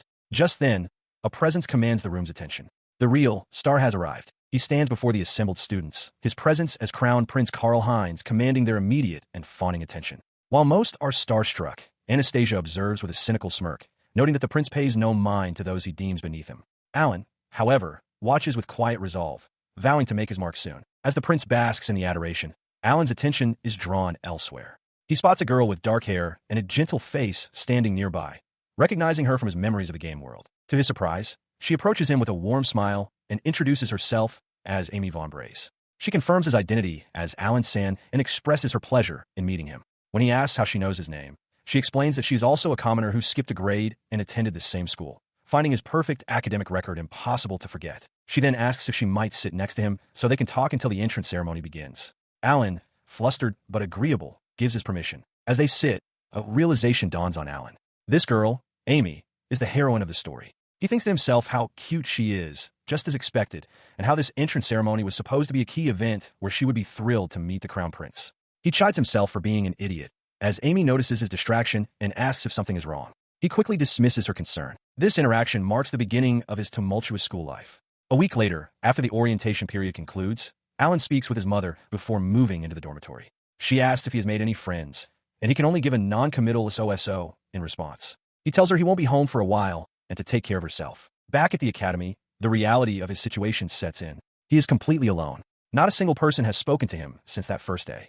The only exception was Amy, but she now seems to have successfully completed the event of meeting the crown prince and is often seen by his side. He watches them from a distance in the hallway. As per school regulations, commoner students must show respect to aristocrats by silently bowing when they pass. The two walk past, engrossed in their own world, oblivious to the commoner bowing in the corridor. This is his new reality, not just with them, but with all the aristocrats in the school. Today, classes will genuinely begin. He reflects that being ignored after being spoken to once is mentally tougher than he had anticipated. Furthermore, it seems Amy's initial interest in him has completely vanished. As his first formal class began, a teacher stood before the students, explaining the fundamentals of magic. She emphasized that magic is as much about control as it is about activation, urging them to remember the controls. She then asked for a show of hands from those who could already use magic. To Alan's surprise, not many students raised their hands. He had assumed that magical ability was a mandatory requirement for admission to the prestigious academy. The teacher then turned her attention to the crown prince, Karl Heinz, asking if he would provide a simple demonstration for the class. With a confident smirk, he accepted, confirming that he just needed to hit the designated target. He stepped forward and, with a casual point of his finger, unleashed a precise bolt of flame magic that struck the training target dead center. The teacher praised his excellent control and then called upon Anastasia to demonstrate a different attribute of magic. Watching the exchange, Alan noted internally that the relationship between the two already seemed to be growing worse. Accepting the request, Anastasia stepped forward and unleashed her own spell toward the target. Her magic, however, was overwhelmingly powerful, completely obliterating the anti-magic enhanced training target. Alan stared in awe, thinking it was just what he'd expect from the game's future final boss, but also realizing that showing up the crown prince like this would have dire consequences. His prediction proved immediately correct. The crown prince's face twisted in fury as he shouted at Anastasia, accusing her of intentionally making him lose face. As she tried to deny it, he angrily ordered her to back off. Ignoring her pleas, his rage boiled over. He declared his intent to show her his true power. As Anastasia and another student cried out for him to stop, the crown prince unleashed a massive, uncontrolled explosion of dark energy. Without warning, a violent explosion of dark energy erupts amidst the students. Reacting instantly, Anastasia lunges forward, her arm outstretched as she screams a desperate command. Don't. The chaotic blast is intercepted by a shimmering wall of water that materializes from nowhere, causing the surrounding students to cry out in shock. On the ground below, Anastasia shields the fallen crown prince with her own body. Alan stares, stunned by the sudden magical defense. With the immediate danger averted, Amy kneels beside the prince, her hands glowing as she administers healing magic. Anastasia watches the scene with a hard, focused expression. From a distance, Alan confirms that the other students are safe and that Amy is now treating the crown prince. He looks on, his face etched with concern, his thoughts consumed by Amy and the gravity of the situation. His treatment complete, the crown prince looks up at Amy and thanks her, remarking on how wonderful her power is. Anastasia quickly moves to his side, anxiously asking if he is all right. Amy, blushing deeply, replies that she was only doing it for him, for Karl-sama. Alan observes the exchange, noting with relief that the prince's only injuries were burns. He internally questions if Amy has now cleared this event, as if it were a scenario in the game. In the meantime, the incident serves to bring the crown prince and Amy even closer. However, this growing intimacy has an unfortunate consequence. Amy begins to be bullied. Other students deliberately whisper cruel insults within her earshot, spreading rumors and calling her an ex-commoner with poor manners. It is a known fact from the original story that after a period of civil unrest at the academy, a group of students disappeared, and they were believed to be led by Anastasia's cronies. The girls bullying Amy fit this description. Anastasia, overhearing their malicious gossip, confronts the bullies directly. She declares that speaking ill of classmates behind their backs is something only lowly individuals do, and commands them to remember their pride as nobles. Startled by her sharp rebuke, the girls can only stammer an apology. On the other hand, Amy faces a different kind of torment. She sadly reflects to herself that it seems like everyone has been avoiding her lately. The bullying she endured drew different reactions from those in power. Anastasia found the situation sad, quietly wondering if she should intervene indirectly. The crown prince, however, was more decisive, declaring that he would take care of it himself. From Alan's perspective, however, the events were more calculated. He theorized that Amy was cunningly using the bullying as a pretext to curry favor with the crown prince and other influential students. He realized that the original game never showed these daily interactions, and that Amy's personality seemed quite different from the character he remembered. He continued his analysis while bathing, considering Amy's difficult position. As a commoner suddenly adopted by a baroness and thrown into a school of aristocrats, she was a natural target. If the most powerful nobles were willing to protect her, then perhaps she had no other choice but to rely on them and use her charm to survive. His thoughts then shifted to Anastasia. The female students were divided between her faction and the crown prince's. Amy had no faction of her own yet. He reasoned that Anastasia's followers might want to eliminate Amy, but because Anastasia herself was personally stopping the bullying, their faction lacked significant momentum. He then considered the crown prince's circle. There seemed to be a consensus that some were using Amy as a tool to oust Anastasia. However, the prince's faction itself was not simple. They also didn't seem to think highly of Amy, viewing her with suspicion. This complex web of intrigue created opportunities for those who wished to see Anastasia fall. Fueling the instability was the crown prince himself, who, despite being engaged to Anastasia, showed interest only in Amy and barely spoke to his fiancée unless absolutely necessary. The grim conclusion of this analysis was clear to Alan. The nobility was consumed with flattering and sabotaging one another to gain royal favor. At the very top sat an egotistical prince with no regard for his country's well-being.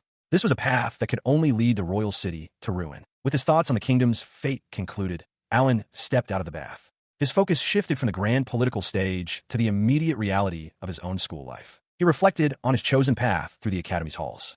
To avoid entanglement, he spoke to no one, commoner or noble, unless it was unavoidable. Through this silence, he had steadily established a reserved and isolated position for himself. This quiet existence continued until the end of the term. Overshadowed and always sitting in a corner of the classroom, Alan watched as an air of uncertainty loomed. With exams finished, the summer holiday would begin the next day. He sat in the classroom as the teacher concluded her final address, instructing the students to review the handout for their independent study. This independent study served as the assessment for class placement. At the academy, students were divided into good and not so good classes based on performance, though esteemed nobles could not be placed in the lower class. The final exam results revealed Alan in first place, followed by Anastasia, Amy, Marcus, and Claude, with Leonardo far behind in 39th. As the class dismissed, Anastasia approached him directly. "You're Alan, right?" she asked. In the background, Leonardo grumbled that this was a matter for nobility, not for Alan. Surprised, Alan stood and confirmed his identity, stating it was an honor she remembered him. Anastasia waved off the formality, telling him to stand up as there was no need for such ceremony at school. She looked at him with an impressed expression, remarking that he had placed at the top of the class in the final exams. Alan was taken aback, finding her praise for a commoner who had bested her quite unexpected. Her focus then shifted. She stated that she'd heard he was a qualified adventurer and asked if he had ever explored a labyrinth. Alan confirmed he was a C-rank adventurer with experience in a goblin labyrinth. Taking this in, Anastasia declared she would send a messenger to him later, leaving him utterly confused. She then offered a quick apology for having interrupted him. As she departed, another student assured her it was no problem. Alan, however, was left reeling, wondering why he had been sought out and what a messenger could possibly want. Before any answers could come, the school year concluded. At long last, it was summer vacation. Sometime later, Alan found himself in a bewildering situation. Now dressed in his simple clothes, he stood before the crown prince, Anastasia, and the other top-ranking nobles. He introduced himself as their guide for an exploration of nearby ruins, internally reeling at how events had transpired. As the group declared themselves ready, he prepared to lead the way. He was tasked with helping the crown prince and the others with their independent study, a duty assigned at Anastasia's request, which, for a commoner, was tantamount to an order. As they began, he warned them to be careful, as the road ahead was inhabited by horned rabbits that could injure the unwary. As they traveled, the noble's bravado was on full display. Leonardo boasted that he was well-trained to become a future knight commander, while Claude scoffed, declaring there was no way he'd be beaten by mere horned rabbits. This sentiment was shared by the others. Marcus von Bien declared he would turn the creatures in a barbecue, to which Oscar added that if any were left, he would finish them off with his bow. The boasting quickly devolved into squabbling. Leonardo retorted that if Marcus were grilling, there wouldn't even be charcoal left. The crown prince then made a condescending remark about Amy's kindness towards commoners, which immediately sparked a possessive argument between him and Claude over her. Overwhelmed by the tension, Amy could only wish she were home. The escalating argument brought Amy to tears. Anastasia, her patience worn thin, stepped in, demanding they all calm down. Seeing the commotion, the crown prince abruptly changed his tune, ordering Alan to hurry up so that His Majesty the King would not be concerned by their tardiness. His Highness then directed his impatience toward their guide, shouting at Alan to move quickly. The young boy could only offer a meek agreement. After being hurried along, the group finally arrived at a marvelous, if run-down, ruin. Alan confirmed it was the right place, pointing out that the entrance to the underground portion was at the top of the stone steps and warning everyone to be careful of the slippery moss. As they approached the treacherous steps, Anastasia showed a rare moment of consideration, offering her hand to a nervous Amy and telling her to be careful. Once inside, Alan reflected that this scenario was never supposed to happen. Other adventurers were meant to be guides, but the plan changed when Anastasia learned of his status. Suddenly, the walls began to emit a soft light from a glowing moss called a kari gok, illuminating the passage. The nobles, and Amy in particular, were amazed by the beautiful sight. The unexpected luminescence left Alan momentarily speechless. Beside him, Anastasia was completely captivated, her gaze fixed on the glowing walls as she whispered how beautiful it was. While she was lost in the beauty of the sight, Amy voiced a practical concern, turning to Alan to ask if there were any monsters in the ruin. He explained that about 7 years ago, the place was a goblin nest, but the Adventurers Guild had supposedly exterminated them. He endures the crown prince's scorn. The prince declares the ruins empty and filthy, accusing Alan of bringing them there for nothing and calling him an incompetent prick. Alan can only offer a terse apology, his expression unreadable. The rest of the nobles echo the prince's sentiment as they venture deeper into the musty, glowing cavern, complaining that it's boring and smells bad. Amy, however, seems to be looking for something specific. When Alan points out there's nothing there, she seems momentarily surprised before agreeing. She then asks him to guide her as she wants to look around, and he gladly accepts. As he guides them, Alan provides more context about their location. He explains that this room was once used to store treasures collected by the goblins, but the adventurers took everything during the extermination. The crown prince seems bored by this explanation. Anastasia, however, finds it very interesting that goblins were making use of a decaying ruin so close to the royal capital, calling it the only worthwhile piece of information for a tour guide. While the others are talking, Amy suddenly runs off. The crown prince, annoyed, declares he wants to leave. Alan watches her go, a sudden realization striking him. He remembers this place. It's where he found this scroll of appraisal. He watches as Amy crouches down in the exact spot. Anastasia approaches her, asking if something is wrong. Amy, startled, quickly says it's nothing. Anastasia stares intently, sensing something is amiss, while Alan reflects that he had merely thought adventurers were knowledgeable. But this is something else entirely. The sight of Amy rushing to the precise location of the scroll of appraisal triggers a cascade of thoughts for Alan. He recalls that obtaining the scroll was supposed to be a random event in the game. Yet, Amy seemed to have already investigated the area where it was buried. The same thought seems to cross Anastasia's mind as she looks towards Alan. In other words, does Amy know about this world just as they do? While Alan and Anastasia are lost in their shared suspicion, the other nobles are ready to depart. They complain about the smell and demand to be guided to the exit, with Claude boasting he'll protect Amy. Anastasia approaches Alan, commending him for his knowledge, but noting something else feels strange. She reveals that, according to the game, she should have been showing more hostility towards Amy during this event. The world, she concludes, is slowly starting to change for unclear reasons. Alan agrees, and they decide to head back to the academy. Anastasia approaches Alan with a serious expression. She states that she needs him to accompany her tomorrow and asks if that would be acceptable. A bit taken aback, Alan simply agrees. With a confident smile, Anastasia confirms the arrangement, telling him to meet her at the school's front gate in the morning. Alan recalls the summons, which came directly from Anastasia right after he had finished exploring the ancient stone ruin. Following her instructions, he arrives at the designated meeting spot. The towering iron gates of the Royal High School stand before him as he waits with a touch of nervous anticipation. His wait is interrupted by the clatter of an approaching horse-drawn carriage. The elegant vehicle comes to a halt nearby, and Alan watches it, his expression filled with apprehension. The door swings open and Anastasia emerges, dressed not in her uniform, but in practical traveling clothes. She apologizes for keeping him waiting. He quickly assures her that he only just arrived. Seeing his reply, she invites him to get into the carriage. Mistaking his role, Alan begins to climb toward the coachman's seat at the front. Anastasia stops him, slightly amused, and corrects him, telling him to get inside the main cabin. He sheepishly realizes his error. Just as he is about to board, a woman on the street recognizes him and calls out her thanks for his help the previous day. As the carriage starts to move, Alan can only offer a simple acknowledgement. Once they are both seated inside the moving carriage, Anastasia immediately turns to the matter at hand, holding a document. She explains that they are now heading to consult with experts for the investigation report, and Alan affirms that he understands. He then asks what, specifically, they will be talking about. She elaborates, stating that she has already arranged appointments with individuals knowledgeable about the labyrinth, its history, and the particular ruin they explored. Inside the carriage, she explained the gravity of the situation. Alan, startled, questioned the need to go so far as interviewing experts for what he thought was a simple summer research project. With a sigh, she reminded him that as a commoner, he was unfamiliar with the complexities of noble affairs. She clarified that this report was not merely for school. It was intended to document a legitimate achievement for the Crown Prince.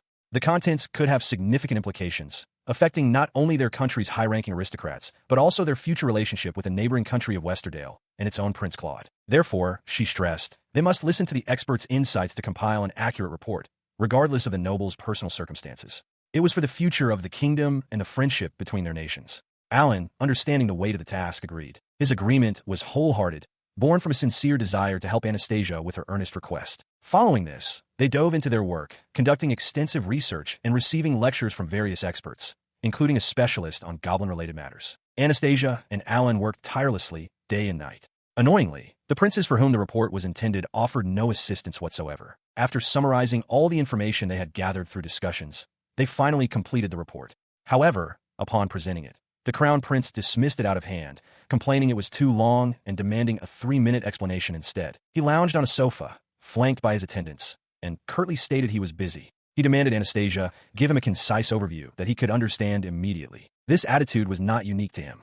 Prince Claude had also expressed a similar sentiment, admitting with a lazy smile that being asked to read a research paper would be troublesome. Hearing this, Alan couldn't hold back his frustration. He remarked to Anastasia that such an attitude was out of line, reminding her that they were all just classmates, not the prince's superiors or teachers. Anastasia listened, her expression hardening. He had summarized the key points of their extensive report, simplifying the complex data in a way that even the Crown Prince could supposedly grasp. After the brief explanation, the Crown Prince offered a dismissive good job and promptly left, leaving Alan to watch his retreating back. Turning to Anastasia, he offered a quiet apology. She looked on with weary resignation, acknowledging that His Highness was simply that kind of person. She knew it was tough, she said, but asked him to please bear with it. He looked at her, a profound sadness washing over him. The look on Anastasia's face was one of complete surrender. It seemed as though she had given up on everything. It was the expression of someone who had accepted their fate as a political marriage pawn, resigned to a life dictated by others. Despite the Crown Prince's indifference, the report itself garnered significant attention. It received high praise from the teachers who reviewed it, and evaluations spread quickly. The public, however, attributed the success to another royal, with crowds cheering for Prince Claude. Naturally, the Crown Prince was officially credited as the lead author. Alan, meanwhile, overheard whispers labeling him as a freeloader coasting on others' efforts. He simply shrugged it off, thinking it didn't matter. His focus was already on the future. He mused that this school life would be over by winter anyway. Once the season changed, he planned to defeat the princes in the duel event, get himself expelled, and be done with it all. As he contemplated his exit strategy, Anastasia stood elsewhere, her expression unreadable. The final days of the season slipped by, and summer passed. With the changing of the season, fall arrived, bringing with it a new chapter at the Academy. As autumn approaches, the Academy buzzes with the announcement of the cultural festival. A notice board details the application process, and students gather excitedly, discussing their projects. Some plan to make accessories, others to open a cafe. In this world, Where the unexpected is commonplace, Anastasia turns to Alan, asking what he plans to do. She calls his name, getting his attention. He explains that he will be free to act until the specific event he aims to prevent during the festival, and that he has already decided on his course of action. He elaborates that while students are free to do almost anything, the one thing forbidden is non-participation. Turning the question back to her, he asks if she has decided on her plans.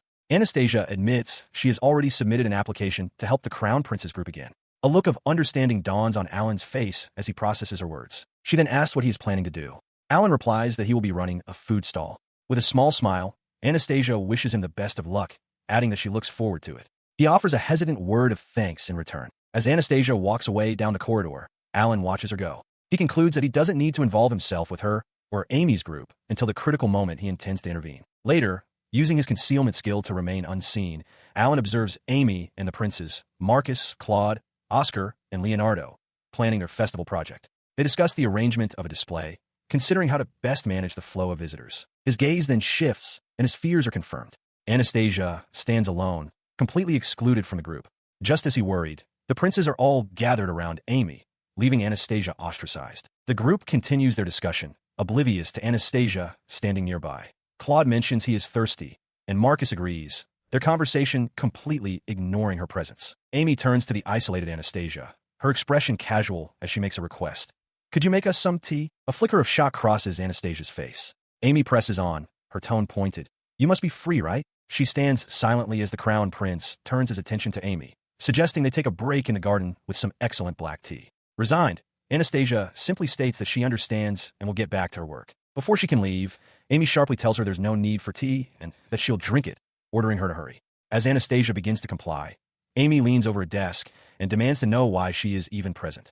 Anastasia explains she is there to prepare for the cultural festival exhibit, but Amy scoffs, claiming Anastasia hasn't actually done anything. Leaning in closer with a smug expression, Amy points out the displeasure on Anastasia's face. She taunts her, saying that such a sour look isn't cute at all. She continues her tirade, warning Anastasia that Carl Sama will grow sick of her. Amy dismisses the foundation of their engagement and declares that not just the prince, but the entire country would surely prefer a more charming queen. With a condescending look, Amy tells the future queen that she should smile. Anastasia finally retorts, asking if Amy is insulting her. From a distance, Alan watches, recognizing with alarm that Amy is deliberately provoking Anastasia, just as the game scenario dictated. Anastasia argues that all people are equal before God, but Amy dismisses the notion as ridiculous, reminding her to mind her manners as there is a clear difference in their social status. Anastasia fires back, questioning if Amy isn't doing the very same thing by cozying up to Carl Sama. Amy denies this, claiming her actions are different because her friends are important to her, and that Anastasia's presence only creates misunderstandings.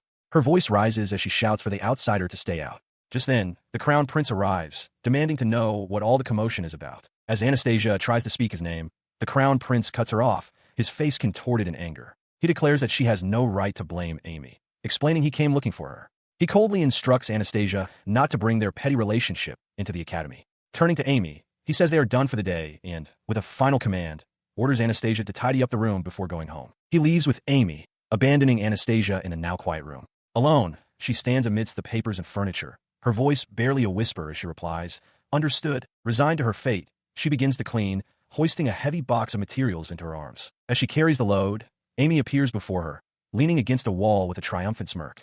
"How does it feel to have your fiancé stolen?" she asks. Anastasia remains silent, her hand bleeding from the strain of the heavy box, as Amy delivers a final, cutting remark. "Serves you right." She stands with her arms crossed as Amy continues to lecture her. Suddenly, a loud sneeze echoes through the hall. Alan appears, looking flustered as he apologizes for interrupting their conversation and greets both Anastasia and Amy. Annoyed by the interruption, Amy turns her sharp gaze back to Anastasia. She declares that while her words may be wasted, Anastasia must remember that His Highness is the future king. Amy continues her tirade, asserting that Anastasia's behavior is unbecoming and shows a complete failure to grasp the duties expected of royalty and nobility. As Amy's words hang in the air, Anastasia stands alone, her head bowed. She internally seethes, her thoughts fixated on the boy who just appeared. What the hell?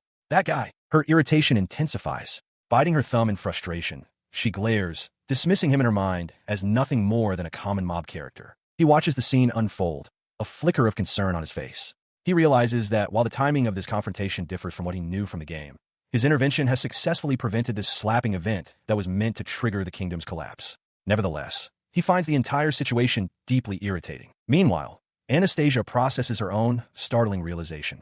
She has invested a considerable amount of time into this game, yet the idea of an extra mode is completely new to her.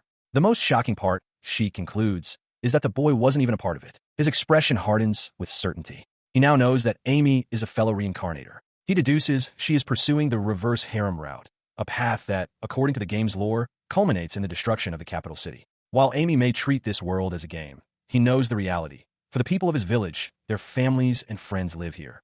With grim determination, he vows that he will not let her have her way and will see this conflict through to the very end.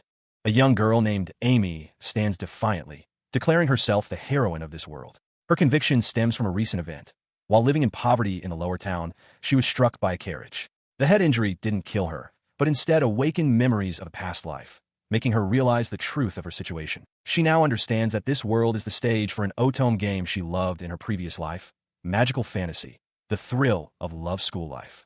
As its heroine, she is destined to be at the center of a story involving several handsome young men. In that past life, she was a miserable high school student, obsessed with the game because its handsome characters saw her for who she truly was, unlike the peers she considered to be fools. She recalls her death in an accident with no regrets, feeling it was an escape from a world she despised. She believed that a god must have taken pity on her, preparing a second life for her as the game's heroine. This belief was solidified when it was revealed that she was the illegitimate child of Baron Braze. Subsequently, she and her mother were taken into the Baron's family, setting her on the path she thought was her destiny. Filled with this knowledge, Amy smirks with confidence. For a devoted fan like her, she thinks achieving the reverse harem route and securing a luxurious, princess-like life surrounded by handsome men will be a simple matter. Meanwhile, at the entrance to the Royal High School, Anastasia notes the surprising results of the entrance exam. A commoner ranked second, and the third-place student is also a former commoner. She turns to her maid, Margaret, and instructs her to investigate the details of these two individuals. Margaret promptly agrees. The records show the second-place student is Alan, a boy from a poor district raised by a single mother, who nonetheless became the youngest student in history to graduate from a commoner's school with perfect marks. The third-place student is Amy, the illegitimate child of Baron Braze, who was taken in by his family after it was discovered she possesses the healing blessing. As they walk through the school's corridors, Anastasia tells Margaret they should pay more attention to the second-place student. When Margaret asks why, Anastasia explains that it is highly unusual for a commoner to achieve such high scores, and that his motivation and financial situation simply do not add up. Margaret then asks what she intends to do. Anastasia's expression hardens as she speculates that Alan might be receiving support from her family's political rivals, or perhaps another suspicious foreign organization. For the time being, she decides they will simply observe him. Her decision made, they enter a large assembly hall where an announcement directs the freshmen to take their seats for the entrance ceremony. Anastasia spots the last row on the left and, with a simple yes, heads toward it, ready to begin her observation. Her intense gaze fixes upon Alan, who flinches, startled by the sudden scrutiny. She considers that while he might appear ordinary, her suspicions about his high exam score linger. Her attention then shifts to another student, Amy, the one who ranks second. Anastasia wonders if this girl is the real threat, reaffirming her need to be extremely cautious to ensure the Crown Prince's safety. As she watches, Amy approaches Alan. Anastasia recalls rumors of him being a genius who graduated top of his class at the commoner school, yet wonders if such a character truly existed.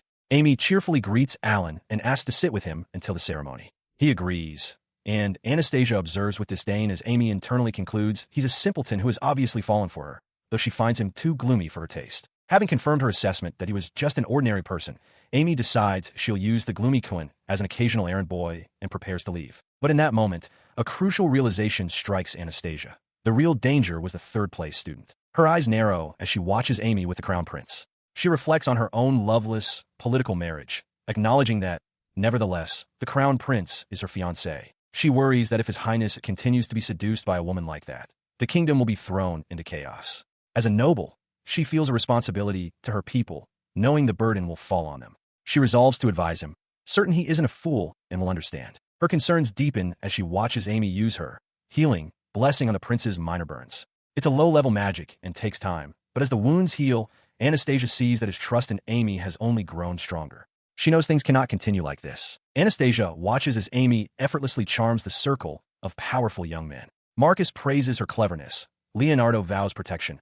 Oscar is captivated by her beauty, and Claude invites her to his country, while the prince declares her unique. Amy internally celebrates, thinking that the flags for the reverse harem route are popping up like crazy, and dismisses the harassment of pathetic losers and the meddling of Anastasia. She contemplates the fate of the story's villainess, a character born with beauty, intelligence, and status, destined to be queen. Yet, in that narrative, her engagement is broken. She suffers a horrific assault and is ultimately killed by the woman who steals her fiancé. A dark amusement flickers within her as she considers this potential future, wondering what kind of expression she would make in that moment. This grim fate, however, is not her immediate concern. The final exam results have been posted, and while everything seems to be proceeding well, she is irked. Alan, the commoner, has placed first with a perfect score. She ranked second, having missed a single question due to a mistake.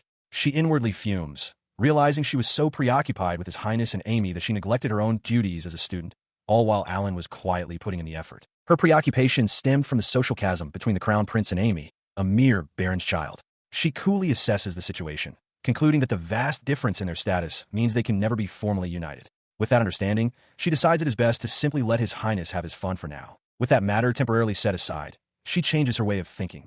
For now, she will focus on her studies, beginning with the independent research project for the upcoming summer vacation. She surmises that the Crown Prince wanted to explore the nearby ruins, and since Alan is an adventurer, he is the perfect candidate to assist. Meanwhile, Amy has her own realizations. She notes that the appraisal scroll, a key item, is missing. From her knowledge of the game world, this can only mean one thing. She is in the high-difficulty extra mode. The thought brings a confident smile to her face. For an advanced player such as herself, this is hardly a problem. Anastasia, however, sees Alan not as a game piece, but as a valuable asset. She reflects on how fortunate she is. He is an excellent guide, convincing and possessing a wealth of knowledge and experience likely accumulated through hardship. She thanks him for his help and requests his accompaniment again tomorrow, admitting to herself that since entering school, he constantly surprises her. From a distance, Amy observes their interaction. With a dismissive smirk, she notes that they seem to be on friendly terms, then shrugs it off. She considers the boy's role in her plans. That mob character, she thinks, is certainly useful, probably working on the report from their last exploration. Her thoughts turn to the future she is orchestrating. Once she successfully exiles the villainess, she muses she will mercifully keep that mob character as her servant. Unaware of Amy's plotting, Anastasia watches the other girl walk away in a good mood. A quiet smile plays on her lips as she solidifies her own assessment. As she thought, Alan is brilliant. She found herself feeling ecstatic while exchanging opinions with Alan.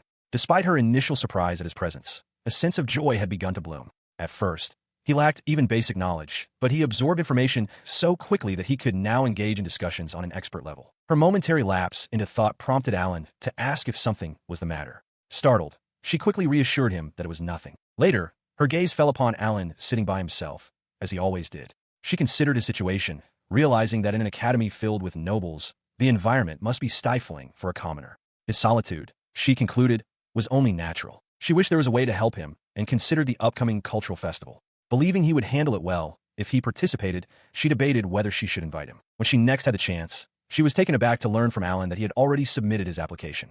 After a moment of surprise, she acknowledged his decision. Internally, however, she was thrilled, eagerly anticipating what his project, a food stall, she noted with some pity, would entail. Amy, however, was furious. She confronted Anastasia, declaring it ridiculous to consider them equals given their different social statuses and demanding she mind her manners. She accused Anastasia of creating misunderstandings by getting too close to boys, stating that outsiders should stay out. Internally, Amy recognized this as a key game event, the reverse harem route, and resolved that it needed just one final push. The commotion attracted the Crown Prince, who demanded to know what Anastasia was doing. Amy immediately feigned innocence, claiming she only wanted to get along with Karl Sama. The prince, addressing Amy, declared that was enough and that they should leave. As Anastasia stood stunned, Amy internally reveled in the moment, noting that she had successfully engineered the embarrassing confrontation she desired. She wore a triumphant smirk, deciding that while leaving things for later could be troublesome, she needed one more push and would deliver it now. She then faced Anastasia directly, her voice dripping with malice as she asked how it felt to have her fiancé stolen. Her cold gaze met Anastasia's shocked expression, and she thought with finality, "Serves you right." She reveled in her opponent's fury, a cruel smile playing on her lips. She mentally noted how enraged Anastasia was, goading her to strike and vowing to retaliate 10,000-fold for any slight. Just as the tension reached its peak, a loud sneeze echoed through the hall, startling both women. The source of the interruption was Alan, whose sudden appearance left Anastasia stunned. "Alan, why are you here?" she exclaimed. Amy, however, was incandescent with rage at the intrusion, silently cursing the mob character for ruining her perfectly laid trap. As Alan hastily apologized and departed, Amy's frustration boiled over. She had been so close. Her plan thwarted, Amy's thoughts turned venomous, dismissing Anastasia as a villainess destined to lose. But Anastasia, seizing the moment, stepped forward. She acknowledged that her words might be wasted, but she had to speak. She reminded Amy that the crown prince is the future king of the country, and that Amy's behavior was unbecoming of his station. Anastasia finished by stating that Amy fundamentally fails to comprehend the duties and responsibilities that come with being royalty and nobility. Her words hung in the air, but Amy simply turned and walked away without another glance. Anastasia was left standing alone in the corridor, a profound silence falling in the wake of the confrontation. Later, in the quiet of her own room, Anastasia replayed the incident in her mind. She clenched her fist, acknowledging that if she had given in to her rage, the consequences could have been severe. A thought then struck her as she looked out into the night.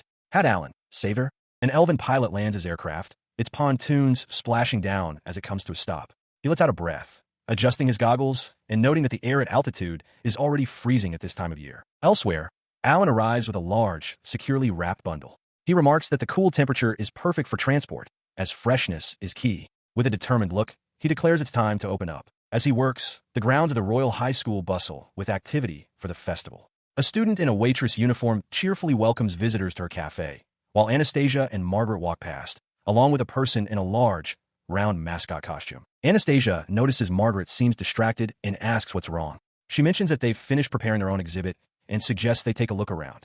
Seeing Margaret's hesitation, Anastasia then asks her to come with her for a while. Their path leads them to a stall where Alan, now wearing a bandana, is set up. He gives a hearty welcome, gesturing to his main attraction, the head of a large orc, displayed to advertise his delicious orc meat. Margaret's face flushes with excitement as she exclaims how delicious it looks. Anastasia is stunned, questioning if it's really a food stall for orc meat. Margaret confirms, explaining that orc meat is a delicacy where she's from an Altmund. Anastasia considers this. She concedes that it looks delicious, but notes that many students might be repulsed by the idea of eating monster meat. She observes that no one is even near the stall and asks Margaret to come with her for a moment. From his stall, Alan watches the empty space before him. He internally reflects that his plan to attract customers by keeping the orc intact for a live dismantling was perhaps too shocking for the nobles, as they aren't even coming near. He decides to eat some himself, reasoning that he set up the stall because he wanted to eat it anyway. As he enjoys a piece, he thinks that he'll just take any leftovers to the guild. As he eats, he's startled by the arrival of Anastasia and Margaret.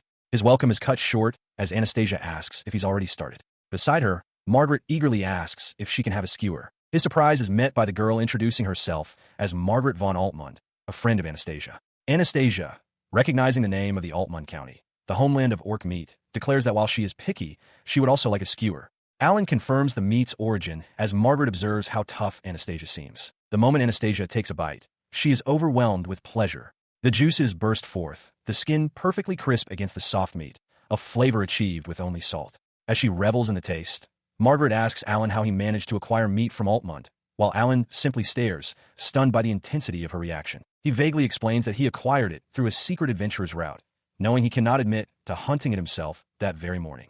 Anastasia, meanwhile, continues her expert assessment, noting the meat's firmness and lack of odor prove its freshness and high rank, declaring it undeniably delicious. Her loud praise catches the attention of other students, who realize they cannot miss this opportunity. Her endorsement works instantly. A crowd of students, their skepticism washed away, swarms the stall. Orders for 2, even 3 skewers at a time fly at Alan, who scrambles to keep up. Having finished their food, Anastasia suggests to Margaret that they should head back, noting that Alan will be busy for a while. Their departure is halted when other students call out to Anastasia. When asked what she is doing, Anastasia casually replies that they were just having some fun. Alan, sweating from the rush but immensely grateful, thanks both of them for turning his business around. He then makes a bold marketing pitch, announcing a live orc dismantling later and inviting them to watch.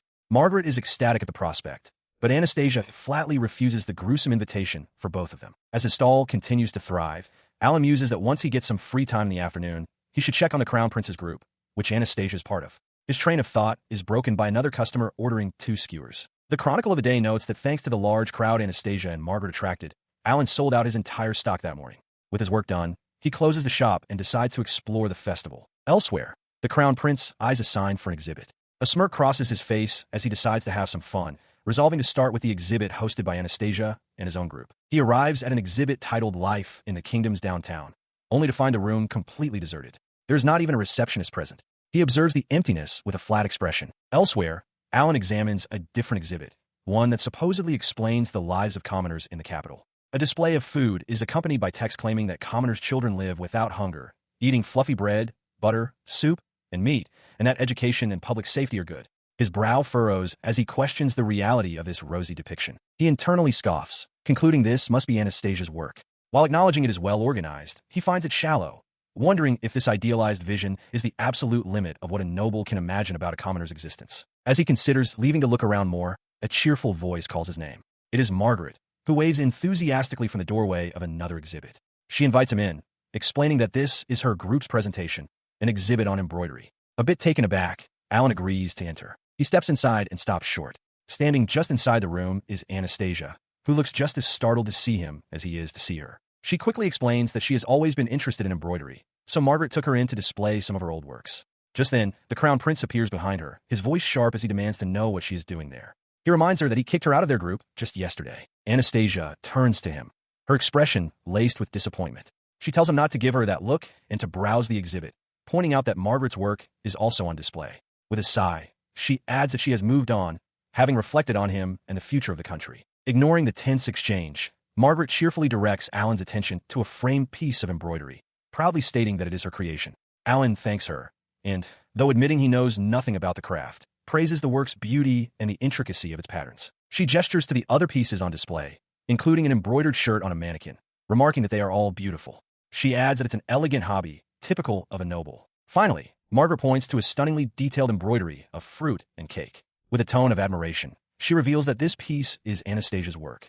Alan stares at it completely in awe. He looked over the intricate embroidery, a piece depicting cakes and fruits. While other students murmured their admiration, Margaret asked for his opinion. Alan admitted he knew little of embroidery, but that the piece made him hungry. He then turned to a blushing Anastasia, asking if it was her work. Flustered, she stammered a confirmation, to which he simply replied, "I see." Her face remained flushed as she quietly processed his words. Margaret chuckled beside her, remarking that it was a strange way to compliment someone, but that Anastasia's work was truly great. As the moment passed, Margaret turned to Alan, reminding him that the school festival was nearly over. She told him they needed to clean up their area and make their way to the auditorium for the closing ceremony. Anastasia, however, was still caught up in Alan's earlier comment, internally fretting that he must think she's only interested in sweets. Unseen by her, the Crown Prince stood in a nearby doorway, having overheard the exchange. Moments later, inside the grand auditorium, a school official stood at a podium before the assembled students. He announced it was time to reveal the winner of this year's cultural festival for the exhibit held under the theme Downtown Culture, Living in the Kingdom Support System. The winner was declared to be the group of His Highness Crown Prince Karl-Heinz. The official explained that their exhibition focused on the poor, highlighting their living conditions through interviews and exploring the role the kingdom played. From the audience, Alan watched the triumphant group with a completely neutral, unimpressed expression. On stage, the Crown Prince accepted the award, thanking everyone. He made a point to mention that the theme for their project had been Amy's idea, who stood smiling beside him. As the prince continued his speech, declaring that royals and nobles exist to guide the weaker people, Alan's gaze fell upon a discarded meal from one of the exhibits, thrown away uneaten. The hypocrisy was not lost on him.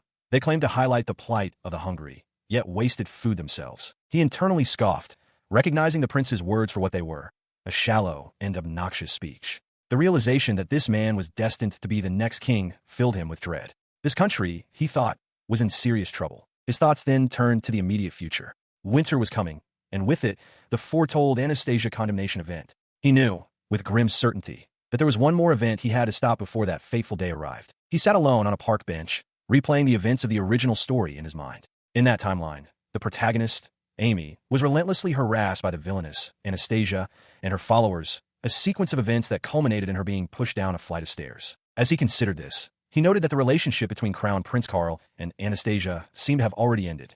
This was unfolding far too quickly, differing from the game scenario. He realized with grim certainty that this was the pivotal event he needed to stop. He continued his internal assessment.